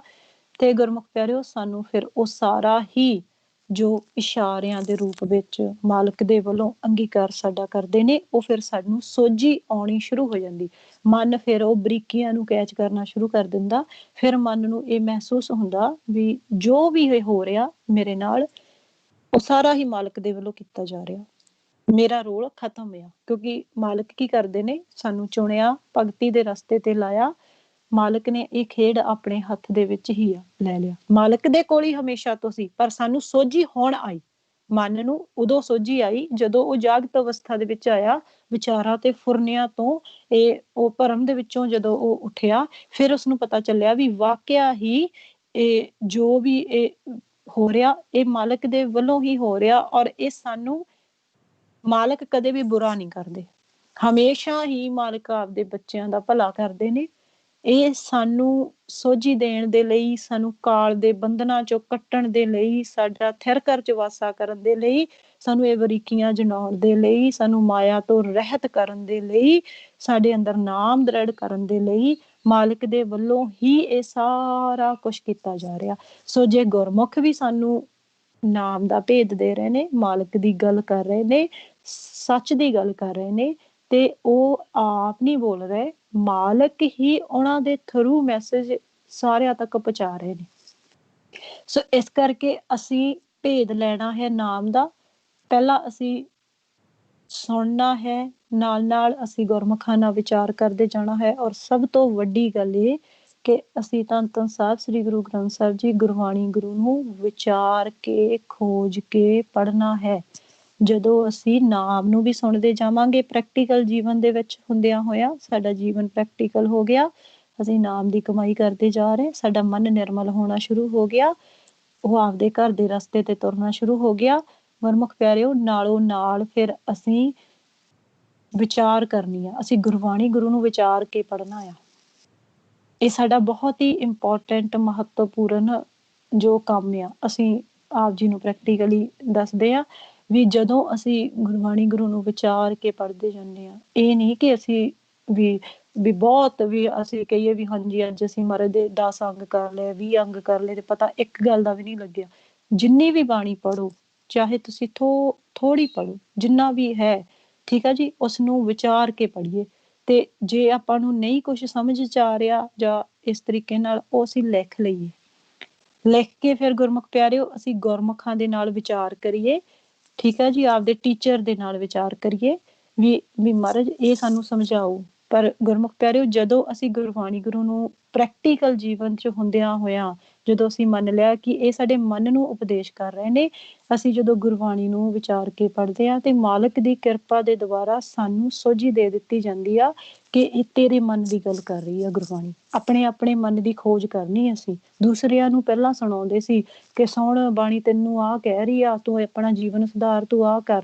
ਅਸੀਂ ਜਦੋਂ ਲੋਕ ਦਾ ਹੀ ਖੇਡ ਖੇਡਦੇ ਸੀ, ਹੁਣ ਅਸੀਂ ਕਹਿੰਦੇ ਆ ਕਿ ਨਹੀਂ, ਕਿ ਮੇਰੇ ਤੋਂ ਵੱਧ ਪਾਪੀ ਕੋਈ ਨਹੀਂ, ਕਿਉਂਕਿ ਮੈਂ ਜੂਨਾਂ ਚ ਕਿਉਂ ਆ, ਕਿਉਂਕਿ ਮੈਂ ਪੰਜਾਂ ਦੇ ਅੰਡਰ ਆ, ਕਾਲ ਦੇ ਅੰਡਰ ਆ। ਸੋ ਸਾਨੂੰ ਆਪਣੇ ਦੋਸ਼ ਨਜ਼ਰ ਆਉਣੇ ਸ਼ੁਰੂ ਹੋ ਜਾਂਦੇ ਆ। ਹੁਣ ਅਸੀਂ ਫਿਰ ਭਗਤ ਕਬੀਰ ਜੀ ਕਹਿੰਦੇ ਨਾ ਕਿ ਮੇਰੇ ਬਾਬਾ ਮੈਂ ਬੋਰਾ ਸਭ ਖਲਕ ਸਿਆਣੀ, ਹਨਾ, ਵੀ ਸਾਰੇ ਹੀ ਸਿਆਣੇ ਆ। ਮੈਂ ਸਭ ਤੋਂ ਵੱਧ ਮੇਰੇ ਚ ਦੋਸ਼ ਆ, ਮੇਰੇ ਚ ਈਰਖਾ ਬਹੁਤ ਆ, ਕਿਉਂਕਿ ਸਾਨੂੰ ਸਾਹਮਣੇ ਦਿਖਾ ਦਿੱਤਾ ਜਾਂਦਾ ਸਾਡੇ ਮਨ ਦੇ ਦੁੱਖ, ਰੋਗ ਲੱਗੇ ਨੇ। 5 ਜਣਿਆਂ ਦੇ ਅਸੀਂ ਅੰਡਰ ਆ, ਸਮੇਂ ਦਾ ਪ੍ਰਭਾਵ ਪੈਂਦਾ ਸਾਡੇ ਉੱਪਰ। ਸਾਨੂੰ ਕਿਸੇ ਨੇ ਕੋਈ ਗੱਲ ਕਹਿ ਦਿੱਤੀ, ਅਸੀਂ ਇੱਕ ਛਿਨ ਪਲ ਲਾਉਂਦੇ ਆ, ਆਪਦਾ ਮਨ ਜੋ ਹੈ ਉਹ ਅਸੀਂ ਥਰ ਤੋਂ ਥੱਲੇ ਆ ਜਾਂਦਾ, ਸਾਡਾ ਮਨ ਅਵਸਥਾ ਤੋਂ ਡੋਲ ਜਾਂਦਾ। ਫਿਰ ਅਸੀਂ ਕਿਉਂਕਿ ਸਾਡੇ ਤੇ ਪੰਜਾਂ ਦਾ ਅਸਰ ਹੋ ਰਿਹਾ। ਤੇ ਗੁਰਬਾਣੀ ਗੁਰੂ ਕੀ ਕਹਿ ਰਹੇ ਆ ਕਿ ਜਦੋਂ ਇਹ 5 ਜਣੇ ਵਸ ਆ ਜਾਂਦੇ ਆ, ਕਾਹਦੇ ਨਾਲ ਆਉਗੇ? ਨਾਮ ਦੇ ਨਾਲ। ਨਾਮ ਨੂੰ ਸੁਣ ਸੁਣ ਕੇ ਤੁਸੀਂ ਇਹ 5 ਜਣਿਆਂ ਤੇ ਕਾਬੂ ਪਾ ਸਕਦੇ ਆ। ਇਹਦਾ ਮਤਲਬ ਕਿ ਮੈਂ ਉੱਥੇ ਤੱਕ ਹਜੇ ਨਹੀਂ ਪਹੁੰਚਿਆ, ਮੈਨੂੰ ਹੋਰ ਮਿਹਨਤ ਦੀ ਲੋੜ ਆ। ਇਹ ਸਾਨੂੰ ਮੋਟੀਵੇਸ਼ਨ ਕਿੱਥੋਂ ਮਿਲਿਆ? ਜਦੋਂ ਅਸੀਂ ਗੁਰਬਾਣੀ ਗੁਰੂ ਨੂੰ ਪੜ੍ਹ ਕੇ ਵਿਚਾਰਿਆ ਕਿ ਮਹਾਰਾਜ ਸਾਨੂੰ ਆਹ ਕਹਿ ਰਹੇ ਨੇ, ਮੈਂ ਹੋਰ ਕੰਮ ਕਰਾਂ, ਆਪਣੇ ਮਨ ਤੇ ਹੋਰ ਕੰਮ ਕਰਾਂ, ਆਪਣੇ ਮਨ ਤੇ। ਦੂਸਰੇ ਦਾ ਨੁਕਸ ਨਹੀਂ ਅਸੀਂ ਕੱਢਣਾ, ਠੀਕ ਆ ਜੀ। ਅਸੀਂ ਆਪਣੇ ਮਨ ਦਾ ਇਹ ਤੇ ਤਰਕ ਕਰਨਾ, ਮਨ ਤੇ ਤਰਕ ਕਰਨਾ ਵੀ ਤੂੰ ਕਿੰਨਾ ਪਾਪੀ ਆ, ਤੇਰੇ ਚ ਕੋਈ ਗੁਣ ਨਹੀਂ ਕਿ ਤੂੰ ਮਾਲਕ ਨਾਲ ਮਿਲਾਪ ਕਰ ਲਵੇਂ। ਇਹ ਤਾਂ ਮਾਲਕ ਨੇ ਤਰਸ ਕੀਤਾ, ਤੈਨੂੰ ਚੁਣਿਆ ਤੇ ਸਿਮਰਨ ਤੇ ਬਿਠਾਇਆ, ਤੇ ਹੁਣ ਤੇਰੀ ਬਹੁਤ ਜ਼ਿਆਦਾ ਰਿਸਪੋਂਸਿਬਿਲਿਟੀ ਆ, ਤੈਨੂੰ ਨਾਮ ਦਾ ਧਨ ਦਿੱਤਾ। ਗੁਰਮੁਖ ਪਿਆਰਿਓ, ਹੁਣ ਇਹ ਜੇ ਸਾਡੇ ਕੋਲ ਕੁਛ ਵੀ ਨਹੀਂ ਹੈਗਾ, ਸਾਨੂੰ ਖੋਣ ਦਾ ਡਰ ਨਹੀਂ, ਠੀਕ ਆ ਜੀ।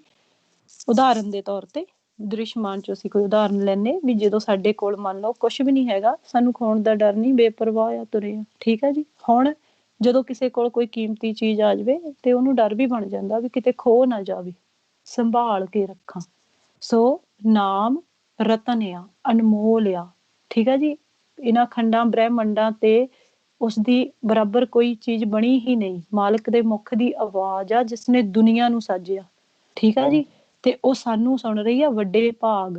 ਹੁਣ ਉਹਦੀ ਸੰਭਾਲ ਕਰਨੀ ਆ ਹੁਕਮ ਚ ਰਹਿੰਦਿਆਂ ਹੋਇਆ, ਨਾਮ ਨੂੰ ਸੁਣ ਕੇ ਰਿਐਕਸ਼ਨ ਨਹੀਂ ਕਰਨਾ, ਇੱਕਦਮ ਰਿਐਕਟ ਨਹੀਂ ਕਰਨਾ ਆਪਾਂ ਕਦੇ ਵੀ ਆਪਦੀ ਮਤ ਦਾ ਇਸਤੇਮਾਲ ਕਰਕੇ ਅਸੀਂ ਇੱਕਦਮ ਰਿਐਕਟ ਕਰੀਏ ਆਪ, ਕਿਉਂਕਿ ਜਦੋਂ ਅਸੀਂ ਦੇਖੋ ਇਹ ਪ੍ਰੈਕਟੀਕਲ ਜੀਵਨ ਜਦੋਂ ਸ਼ੁਰੂ ਹੋ ਜਾਂਦਾ ਗੁਰਮੁਖ ਪਿਆਰਿਓ, ਇਸ ਦੇ ਵਿੱਚ ਸਾਨੂੰ ਨਾਲ ਨਾਲ ਅਸੀਂ ਆਪਦੇ ਮਨ ਦੀ ਖੋਜ ਕਰਦੇ ਹਾਂ ਜਦੋਂ, ਤੇ ਅਸੀਂ ਇਹਨਾਂ ਦੀਆਂ ਇਹ ਵੱਜਰ ਕਰੈਤਾ ਜੋ ਨੇ ਇਹਦਾ ਵੀ ਅਸੀਂ ਵਿਚਾਰ ਰੱਖਣਾ ਹੁੰਦਾ, ਕਿਉਂਕਿ ਕਾਲ ਵੀ ਸ਼ਰਾਰਤ ਕਰਦਾ, ਉਹ ਵੀ ਸਾਡੇ ਨਾਲ ਹੀ ਖੇਡ ਰਿਹਾ, ਕਿਉਂਕਿ ਸਾਡੇ ਜੋ ਦੁਸ਼ਮਣ ਹਨ ਉਹ 5 ਜਣੇ ਆ ਅੰਦਰ ਜੋ ਸਾਨੂੰ ਵਿਚਾਰ ਦਿੰਦੇ ਆ, ਠੀਕ ਆ ਜੀ, ਹੋਰ ਸਾਡਾ ਕੋਈ ਦੁਸ਼ਮਣ ਨਹੀਂ ਹੈਗਾ, ਠੀਕ ਆ ਜੀ। ਤੇ ਮਨ ਨੂੰ ਕਸਵੱਟੀ ਤੇ ਲਾ ਕੇ ਅਸੀਂ ਆਪਣੇ ਨੂੰ ਦੇਖਣਾ, ਦੂਸਰੇ ਦਿਨ ਨੂੰ ਨਹੀਂ ਦੇਖਣਾ। ਇਹ ਦੋ ਚੀਜ਼ਾਂ ਆਪਾਂ ਪਹਿਲਾਂ ਮਨ 'ਚ ਬਿਠਾਉਣੀਆਂ, ਫਿਰ ਸਾਨੂੰ ਕਿਸੇ ਨਾਲ ਈਰਖਾ, ਦੁਵਿਧਾ, ਦਵੈਤ ਨਹੀਂ ਆਏਗੀ। ਜੇ ਆਉਂਦੀ ਆ ਸਾਹਮਣੇ ਵਾਲੇ ਨੂੰ ਦੇਖ ਕੇ ਜਾਂ ਅਸੀਂ ਕਿਸੇ ਦੇ ਬਚਨਾਂ ਤੋਂ ਪ੍ਰਭਾਵਿਤ ਹੁੰਦੇ, ਦਾ ਮਤਲਬ ਮੇਰਾ ਮਨ ਮੈਲਾ। ਜੇ ਮੇਰੇ ਮਨ ਦੇ ਵਿੱਚ ਦੁਵਿਧਾ ਹੈ ਤਾਂ ਮੈਂ ਕਰ ਰਿਹਾ ਨਾ ਦੂਸਰੇ ਦੇ ਅਵਗੁਣ ਦੇਖ ਰਿਹਾ, ਤੇ ਜੇ ਮੇਰਾ ਹੀ ਮਨ ਮੈਲਾ ਨਹੀਂ ਤੇ ਫਿਰ ਪਿਆਰ ਆਊਗਾ, ਤਰਸ ਆਊਗਾ ਦੂਸਰੇ ਤੇ। ਜੇ ਆ ਰਿਹਾ ਆ ਕ੍ਰੋਧ ਆ ਰਿਹਾ ਆ ਦੂਸਰੇ ਤੇ, ਇਹਦਾ ਮਤਲਬ ਮੈਂ ਕ੍ਰੋਧ ਦੇ ਵਿੱਚ ਹਜੇ ਜਕੜਿਆ ਹੋਇਆ ਹਾਂ, ਮੈਨੂੰ ਆਪਣੇ ਮਨ ਤੇ ਬਹੁਤ ਜ਼ਿਆਦਾ ਇਹਨੂੰ ਸੁਧਾਰਨ ਦੀ ਜ਼ਰੂਰਤ ਹੈ, ਹੋਰ ਗੁਰਮੰਤਰ ਕਰਕੇ, ਹੋਰ ਨਾਮ ਨੂੰ ਸੁਣ ਕੇ, ਬੇਨਤੀਆਂ ਜੋਦੜੀਆਂ ਕਰ ਕਰਕੇ। ਸੋ ਇਸ ਕਰਕੇ ਅਸੀਂ ਆਪਣੇ ਹੀ ਮਨ ਦੀ ਜੋ ਖੋਜ ਹੈ ਉਹ ਕਰਨੀ ਆ, ਆਪਣੇ ਮਨ ਤੇ ਅਸੀਂ ਕੰਮ ਕਰਨਾ ਸ਼ੁਰੂ ਕਰ ਦੇਣਾ ਗੁਰਮੁਖ ਪਿਆਰਿਓ। ਦੂਸਰੇ 'ਚ ਅਸੀਂ ਕਦੇ ਵੀ ਨੁਕਸ ਨਹੀਂ ਕੱਢਣੇ, ਕਦੇ ਵੀ ਨਹੀਂ। ਸੋ ਅਸੀਂ ਪਰਹੇਜ਼ ਵੀ ਕਰਨੇ ਆ ਜੋ ਗੁਰਬਾਣੀ ਗੁਰੂ 'ਚ ਸਾਨੂੰ ਦੱਸਿਆ ਗਿਆ ਆ। ਇਹ ਸਾਨੂੰ ਵਿਚਾਰ ਦਊਗਾ ਕਾਲ, ਕਿਉਂਕਿ ਇਹ ਨਹੀਂ ਚਾਹੁੰਦਾ ਕਿ ਅਸੀਂ ਇੱਥੋਂ, ਇਹਦੀ ਵੀ ਡਿਊਟੀ ਆ, ਇਮਾਨਦਾਰ ਆ, ਇਹਦੀ ਡਿਊਟੀ ਲੱਗੀ ਹੋਈ ਮਾਲਕ ਦੇ ਵੱਲੋਂ, ਉਹਨੇ ਵੀ ਆਪਦੇ ਮਾਲਕ ਦੀ ਡਿਊਟੀ ਕਰਨੀ ਆ। ਸਾਨੂੰ ਗੁਰਬਾਣੀ ਗੁਰੂ ਦੇ ਵਿੱਚ ਭੇਦ ਦਿੱਤਾ ਕਿ ਤੁਹਾਡੀ ਕੀ ਡਿਊਟੀ ਆ, ਨਾਮ ਦੀ ਸੇਵਾ ਕਰਕੇ, ਨਾਮ 'ਚ ਧਿਆਨ ਲਾ ਕੇ ਮਾਲਕ ਨਾਲ ਮਿਲਾਪ ਕਰਨਾ, ਇਹ ਤੁਹਾਡੀ ਡਿਊਟੀ ਆ ਮਨ ਦੀ। ਹਰ ਇੰਡੀਵਿਜੂਅਲ ਮਨ ਦੀ ਇਹ ਡਿਊਟੀ ਆ ਕਿ ਤੁਸੀਂ ਵਿਛੜੇ ਹੋਏ ਹੋ, ਜੂਨਾਂ ਦੇ ਵਿੱਚ ਹੋ, ਬਹੁਤ ਹੀ ਜਨਮਾਂ ਤੋਂ, ਮਰਨਾ ਤੁਹਾਡਾ ਹੱਕ ਹੈ, ਤੁਸੀਂ ਆਪਦਾ ਹੱਕ ਜਿਉਂਦੇ ਜੀ ਪਛਾਨਣਾ ਹੈ ਗੁਰਮਤ ਦੇ ਦੁਆਰਾ। ਸੋ ਹੁਕਮ 'ਚ ਰਹਿਣਾ ਸਿੱਖੋ। ਸੰਭਾਲ ਕਿਵੇਂ ਹੋਊਗੀ? ਹੁਕਮ 'ਚ ਰਹਿਣ ਦੇ ਨਾਲ, ਕਿਉਂਕਿ ਜਦੋਂ ਅਸੀਂ ਹੁਕਮ 'ਚ ਰਹਿੰਦੇ ਹਾਂ, ਹੁਣ ਅਸੀਂ ਸੰਭਾਲਣਾ ਕਿਹਦੇ ਤੋਂ ਆ? ਪੰਜਾਂ ਤੋਂ, ਜਿਹੜੇ ਸਾਡੇ ਅੰਦਰ ਹੀ ਬੈਠੇ ਨੇ, ਸਾਨੂੰ ਵਿਚਾਰ ਤੇ ਫੁਰਨਿਆਂ ਦੇ ਰੂਪ ਦੇ ਵਿੱਚ ਸਾਨੂੰ ਉਹ ਵਿਚਾਰ ਦੇ ਰਹੇ ਨੇ ਦੂਸਰਿਆਂ ਦੇ ਦੁਆਰਾ, ਕਿਉਂਕਿ ਦੂਜੇ ਦੇ ਵਿੱਚ ਵੀ 5 ਜਣੇ ਨੇ, ਕਿਉਂਕਿ ਉਹ ਤਾਂ ਜੋ ਮਿੱਟੀ ਦਾ ਪੁਤਲਾ ਆ ਬਾਹਰ, ਅਸੀਂ ਉੱਤੇ ਰਿਐਕਟ ਕਰਦੇ ਨਾ ਵੀ ਇਹਦੇ ਨਾਲ ਸਾਡਾ ਰਿਸ਼ਤਾ ਆ, ਕੋਈ ਸਾਡਾ ਅਸੀਂ ਕਿਸੇ ਦੇ ਮੋਹ ਕਰੀ ਜਾ ਰਹੇ, ਕਿਸੇ ਦੇ ਨਾਲ ਈਰਖਾ ਦੁਵਿਧਾ ਕਰੀ ਜਾ ਰਹੇ, ਝਗੜੇ ਕਰੀ ਜਾ ਰਹੇ ਆ, ਠੀਕ ਆ ਜੀ। ਅਸੀਂ ਕੀ ਸਮਝ ਲਿਆ? ਪੁਤਲੇ ਨੂੰ ਸਭ ਕੁਛ, ਜੋ ਅੰਦਰ ਉਹਦੇ ਮਨ ਆ, ਠੀਕ ਆ ਜੀ, ਉਹ ਸੁੱਤਾ ਪਿਆ ਵਿਚਾਰਾ, ਉਹਦਾ ਤਾਂ ਕੋਈ ਕਸੂਰ ਨਹੀਂ, ਉਹਨੂੰ ਤਾਂ ਉਹਨਾਂ ਨੇ ਜਕੜਿਆ ਹੋਇਆ, ਉਹ ਸੁੱਤਾ ਪਿਆ। ਹੁਣ ਉਹ 5 ਜਣੇ, ਉਹਨਾਂ ਦੇ 5 ਜਣੇ ਸਾਡੇ 5 ਜਣਿਆਂ ਨੂੰ ਪ੍ਰਭਾਵਿਤ ਕਰ ਰਹੇ ਨੇ। ਹੁਣ ਤਾਂ ਹੀ ਕਬੀਰ ਸਾਹਿਬ ਨੇ ਕਿਹਾ ਨਾ ਵੀ ਪੰਜਾਂ ਦਾ ਝਗੜਾ ਸੀ, ਝਗੜ ਕੇ ਤੁਸੀਂ ਆਪਦਾ ਜਨਮ ਜੋ ਹੀਰੇ ਵਰਗਾ ਸੀ ਉਹ ਗਵਾ ਲਿਆ, ਠੀਕ ਆ ਜੀ। ਤੇ ਸਜ਼ਾ ਕਿਹਨੂੰ ਮਿਲੀ? ਮਨ ਨੂੰ, ਠੀਕ ਆ ਜੀ। ਸੋ ਹੁਣ ਅਸੀਂ ਕੀ ਕਰਨਾ? ਆਪਦੇ ਪੰਜਾਂ ਨੂੰ, ਤੇ ਆਪਾਂ ਪਹਿਲਾਂ ਆਪਦੇ ਪੰਜਾਂ ਤੇ ਕਾਬੂ ਪਾਉਣਾ। ਅਸੀਂ ਆਪਦੇ ਅੰਦਰਲੇ ਜਿਹੜੇ ਇਹ 5 ਜਣੇ ਆ, ਇਹਨਾਂ ਨੂੰ ਅਸੀਂ ਆਪਦੇ ਮਨ ਦੇ ਕੰਟਰੋਲ 'ਚ ਲੈ ਕੇ ਆਉਣਾ, ਇਹਨਾਂ ਨੂੰ ਨੌਕਰ ਬਣਾ ਕੇ ਸਾਡੀ ਸੇਵਾ ਦੇ ਲਈ ਲਾਇਆ ਸੀ ਮਾਲਕ ਨੇ, ਤੇ ਅਸੀਂ ਇਹਨਾਂ ਦੇ ਅੰਡਰ ਆਉਣ ਕਰਕੇ ਸਾਨੂੰ ਪਤਾ ਹੀ ਨਹੀਂ ਚੱਲਦਾ ਕਿ ਅਸੀਂ ਕਦੋਂ ਇਹਨਾਂ ਦੇ ਅੰਡਰ ਆ ਗਏ ਤੇ ਅਸੀਂ ਹੁਣ ਇਹਨਾਂ ਦੀ ਨੌਕਰੀ ਕਰਦੇ ਹਾਂ। ਇਹ ਜ਼ਬਰਦਸਤੀ ਸਾਡੇ ਤੋਂ ਨੌਕਰੀ ਕਰਵਾ ਰਹੇ ਨੇ। ਸੋ ਜਦੋਂ ਅਸੀਂ ਆਪਦੇ ਪੰਜਾਂ ਦੀ ਪਛਾਣ ਕਰਦੇ ਹਾਂ ਵੀ ਦੂਸਰੇ ਦੇ ਨੁਕਸ ਨਹੀਂ, ਜੇ ਅਸੀਂ ਉਹ ਦੂਸਰਾ ਸਾਨੂੰ ਕੁਛ ਕਹਿ ਵੀ ਰਿਹਾ, ਅਸੀਂ ਕਹਿਣਾ ਵੀ ਉਹਦਾ ਕ੍ਰੋਧ ਜੋ ਹੈ ਉਹ ਗੱਲ ਕਰ ਰਿਹਾ ਹੁਣ ਇਸ ਟਾਈਮ ਤੇ ਹੁਣ ਮੈਂ ਆਪਣਾ ਕ੍ਰੋਧ ਜਿਹੜਾ ਉਹ ਨਹੀਂ ਲੈ ਕੇ ਆਉਣਾ, ਅਸੀਂ ਸੁਣਨਾ ਹੀ ਨਹੀਂ। ਉਹਦੇ ਮਨ ਤੇ ਤਰਸ ਆਵੇ ਸਾਨੂੰ, ਠੀਕ ਆ ਜੀ, ਉਹਦੇ ਤੇ ਤਰਸ ਆਵੇ ਗੁੱਸਾ ਹੋਣ ਦੀ ਬਜਾਏ। ਤੇ ਗੁਰਮੁਖ ਪਿਆਰਿਓ ਦੇਖੋ ਇਹ ਫਿਰ ਖੇਡ ਕਿੰਨਾ ਆਨੰਦਮਈ ਹੋ ਜਾਊਗਾ। ਫਿਰ ਨਾ ਸਾਡਾ ਕੋਈ ਦੁਸ਼ਮਣ, ਨਾ ਸਾਡਾ ਕੋਈ ਵੈਰੀ, ਠੀਕ ਆ ਜੀ, ਨਾ ਸਾਡਾ ਕੋਈ ਫਿਰ ਵੀ ਕਹਿ ਲਓ ਵੀ ਜੇ ਤੇ ਅਸੀਂ ਮੋਹ ਕਰੀ ਜਾ ਰਹੇ ਆ, ਠੀਕ ਆ ਜੀ, ਇਹ ਅਸੀਂ ਫਿਰ ਕੀ ਸਮਝਾਂਗੇ? ਮਨ ਦੀ ਜੋ ਖੇਡ ਆ, ਜੋ ਸੁਰਤੀ ਦੀ ਖੇਡ ਆ, ਉਹ ਫਿਰ ਸਾਡੀ ਜਿਹੜੀ ਆ ਉਹ ਸ਼ੁਰੂ ਹੋ ਜਾਊਗੀ। ਫਿਰ ਅਸੀਂ ਨਾ ਕਿਸੇ ਦੇ ਨਾਲ ਵੈਰ ਵਿਰੋਧ ਕਰ ਸਕਦੇ ਆ, ਤੇ ਫਿਰ ਨਾ ਹੀ ਅਸੀਂ ਫਿਰ ਉਹ ਜੋ ਦੁੱਖ ਦੇ ਵਿੱਚ, ਤਕਲੀਫ ਦੇ ਵਿੱਚ, ਵਿਚਾਰਾਂ ਤੇ ਫੁਰਨਿਆਂ ਦੇ ਵਿੱਚ ਸਾਡਾ ਉਹ ਜੀਵਨ ਬਤੀਤ ਹੋ ਰਿਹਾ ਨਾ, ਵੀ ਉਹ ਫਿਰ ਸਾਨੂੰ ਉਹ ਦੁੱਖ ਦੂਰ ਹੋਣੇ ਮਨ ਤੋਂ ਸ਼ੁਰੂ ਹੋ ਜੂਗੇ, ਤੇ ਸਾਡੇ ਅੰਦਰ ਸੁੱਖ ਜੋ ਹੈ ਉਹ ਵਸਣਾ ਸ਼ੁਰੂ ਹੋ ਜਾਊਗਾ। ਸੁੱਖ ਕੀ ਆ? ਨਾਮ, ਠੀਕ ਆ ਜੀ। ਸੁੱਖ ਨਾਮ ਨੂੰ ਕਿਹਾ ਗਿਆ, ਨਾਮ ਦੇ ਨਾਲ ਹੀ ਸਾਡੇ ਅੰਦਰ ਜੋ ਹੈ ਉਹ ਸੁੱਖ ਸਾਡੇ ਅੰਦਰ ਆਉਣਾ ਸ਼ੁਰੂ ਹੋ ਜਾਂਦਾ, ਕਿਉਂਕਿ ਸੁੱਖ ਮਨੀ ਸੁੱਖ ਅੰਮ੍ਰਿਤ ਪ੍ਰਭ ਨਾਮ।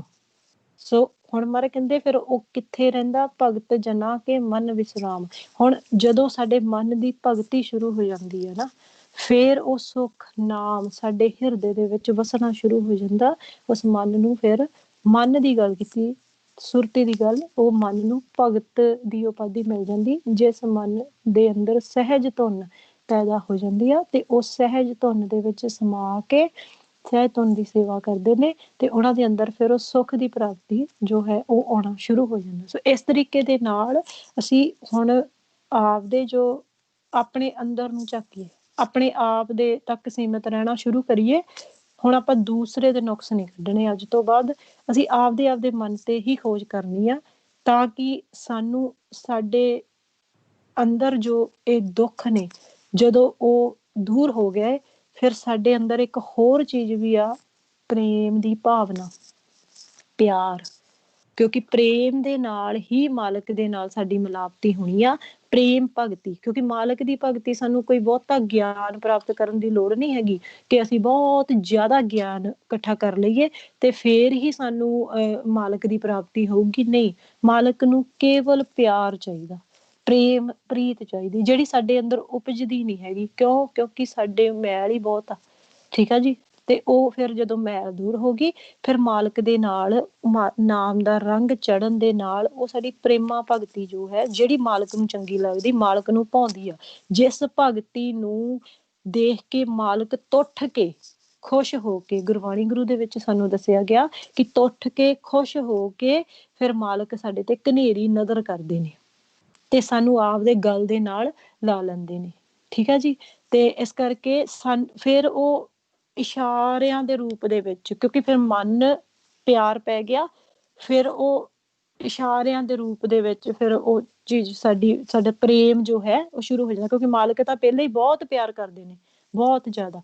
ਤੇ ਫਿਰ ਜਦੋਂ ਮਨ ਵੀ ਪਾਗਲ ਹੋ ਗਿਆ, ਤੇ ਫਿਰ ਮਾਲਕ ਤੇ ਮਾਣ, ਤੇ ਮਾਲਕ ਨੂੰ ਹੀ ਆਧਾਰ ਬਣਾ ਲਿਆ ਵੀ ਤੂੰ ਜਾਣਦਾ ਸਾਡੇ ਦਿਲ ਦੀ, ਤੇ ਅਸੀਂ ਦੋਵੇਂ ਕੀ ਆ।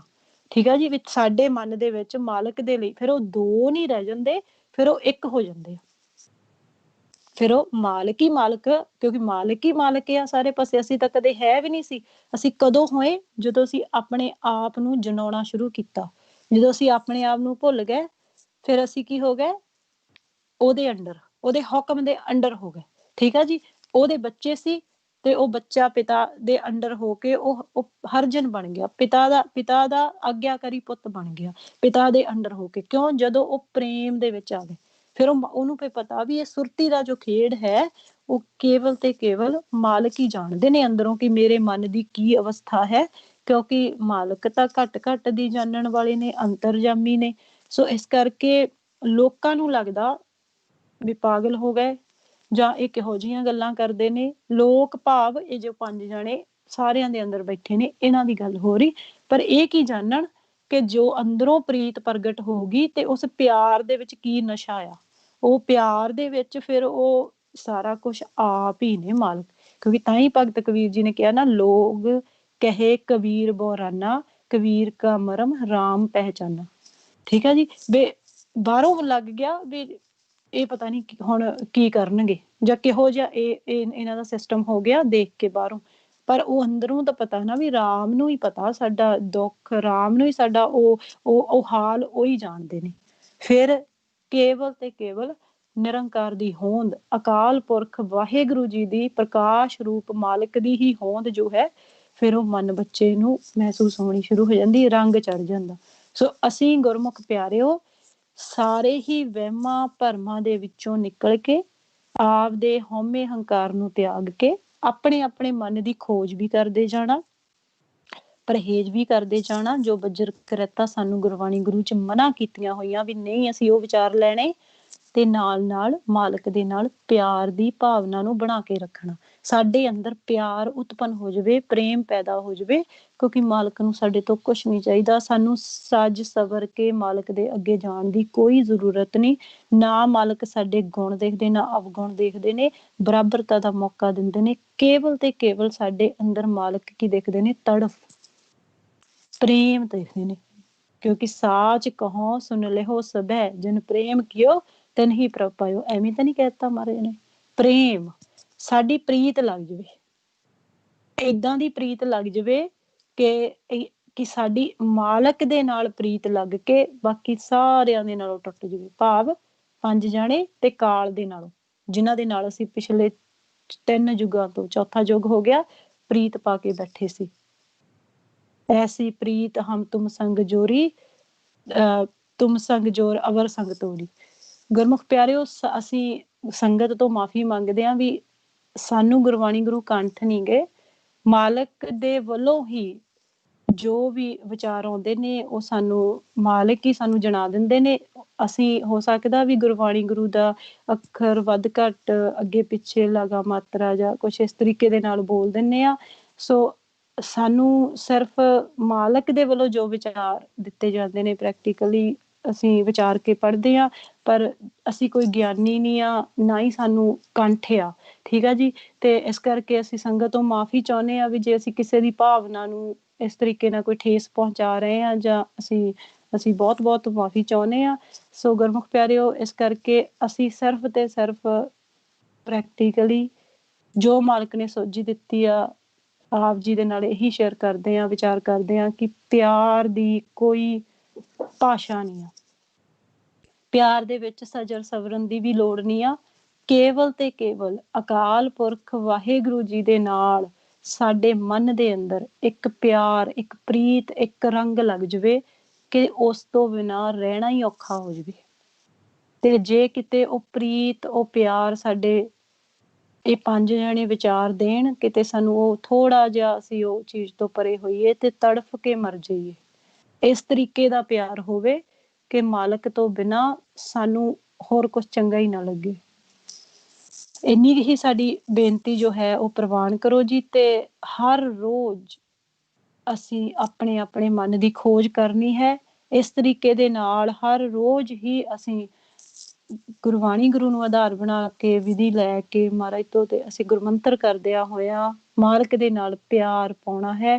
ਸਭ ਤੋਂ ਜ਼ਰੂਰੀ ਚੀਜ਼ ਬੇਨਤੀ, ਜੋਦੜੀ, ਤਰਲਾ, ਮਿੰਨਤ ਕਰਦਿਆਂ ਹੋਇਆ ਅਸੀਂ ਮਾਲਕ ਦੇ ਹੁਕਮ 'ਚ ਰਹਿੰਦਿਆਂ ਹੋਇਆ ਮਾਲਕ ਨੇ ਹੀ ਸਾਰਾ ਕੁਛ ਜੋ ਹੈ ਉਹ ਸਾਨੂੰ ਦੇਣਾ ਹੈ। ਮਾਲਕ ਦੇ ਘਰੇ ਬਹੁਤ ਨਿਧਾਨ ਖਜ਼ਾਨਾ ਹੈ। ਜਿਵੇਂ ਜਿਵੇਂ ਅਸੀਂ ਉਧਰ ਨੂੰ ਵੱਧਦੇ ਜਾਵਾਂਗੇ ਤੇ ਮਾਲਕ ਸਾਡੇ ਤੇ ਉਹ ਖਜ਼ਾਨਾ ਖੋਲਦੇ ਜਾਣਗੇ।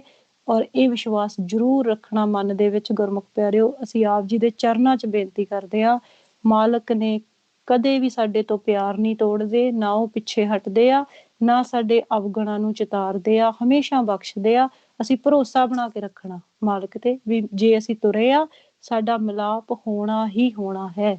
ਬਸ ਬੇਨਤੀ ਤੇ ਜੋਦੜੀ ਕਰਦੇ ਆਪਦੇ ਮਨ ਦੇ ਅੰਦਰ ਅਸੀਂ ਪਿਆਰ ਦੀ ਭਾਵਨਾ ਬਣਾ ਕੇ ਹਮੇਸ਼ਾ ਹੀ ਚੜ੍ਹਦੀ ਕਲਾ ਦੇ ਵਿੱਚ ਰਹਿਣਾ, ਖੁਸ਼ ਰਹਿਣਾ, ਆਨੰਦ ਦੀ ਅਵਸਥਾ 'ਚ ਰਹਿਣਾ ਔਰ ਮਾਲਕ ਦੇ ਹੁਕਮ ਦੇ ਅੰਦਰ ਰਹਿਣਾ। ਸੋ ਗੁਰਮੁਖ ਪਿਆਰਿਓ, ਗੁਰਬਾਣੀ ਗੁਰੂ ਚੋਂ ਵਿਚਾਰ ਕੀਤੀ ਹੈ। ਸਾਡੇ ਤੋਂ ਇੱਕ ਨਹੀਂ ਅਨੇਕ ਤਰ੍ਹਾਂ ਦੀਆਂ ਭੁੱਲਾਂ ਚੁੱਕਾਂ ਹੋ ਗਈਆਂ। ਆਪ ਸੰਗਤ ਧੰਨ ਧੰਨ ਸਾਹਿਬ ਸ੍ਰੀ ਗੁਰੂ ਗ੍ਰੰਥ ਸਾਹਿਬ ਜੀ, ਗੁਰਬਾਣੀ ਗੁਰੂ ਅਕਾਲ ਪੁਰਖ ਵਾਹਿਗੁਰੂ ਜੀ ਬਖਸ਼ਣ ਜੋਗੋ ਸਾਨੂੰ ਬਖਸ਼ ਲੈਣਾ ਜੀ। ਸਾਡੀ ਇੰਨੀ ਕੁ ਹੀ ਸੇਵਾ ਪ੍ਰਵਾਨ ਕਰਨੀ ਜੀ। ਬੁਲਾਓ ਜੀ ਫਤਿਹ। ਵਾਹਿਗੁਰੂ ਜੀ ਕਾ ਖਾਲਸਾ, ਵਾਹਿਗੁਰੂ ਜੀ ਕੀ ਫਤਿਹ।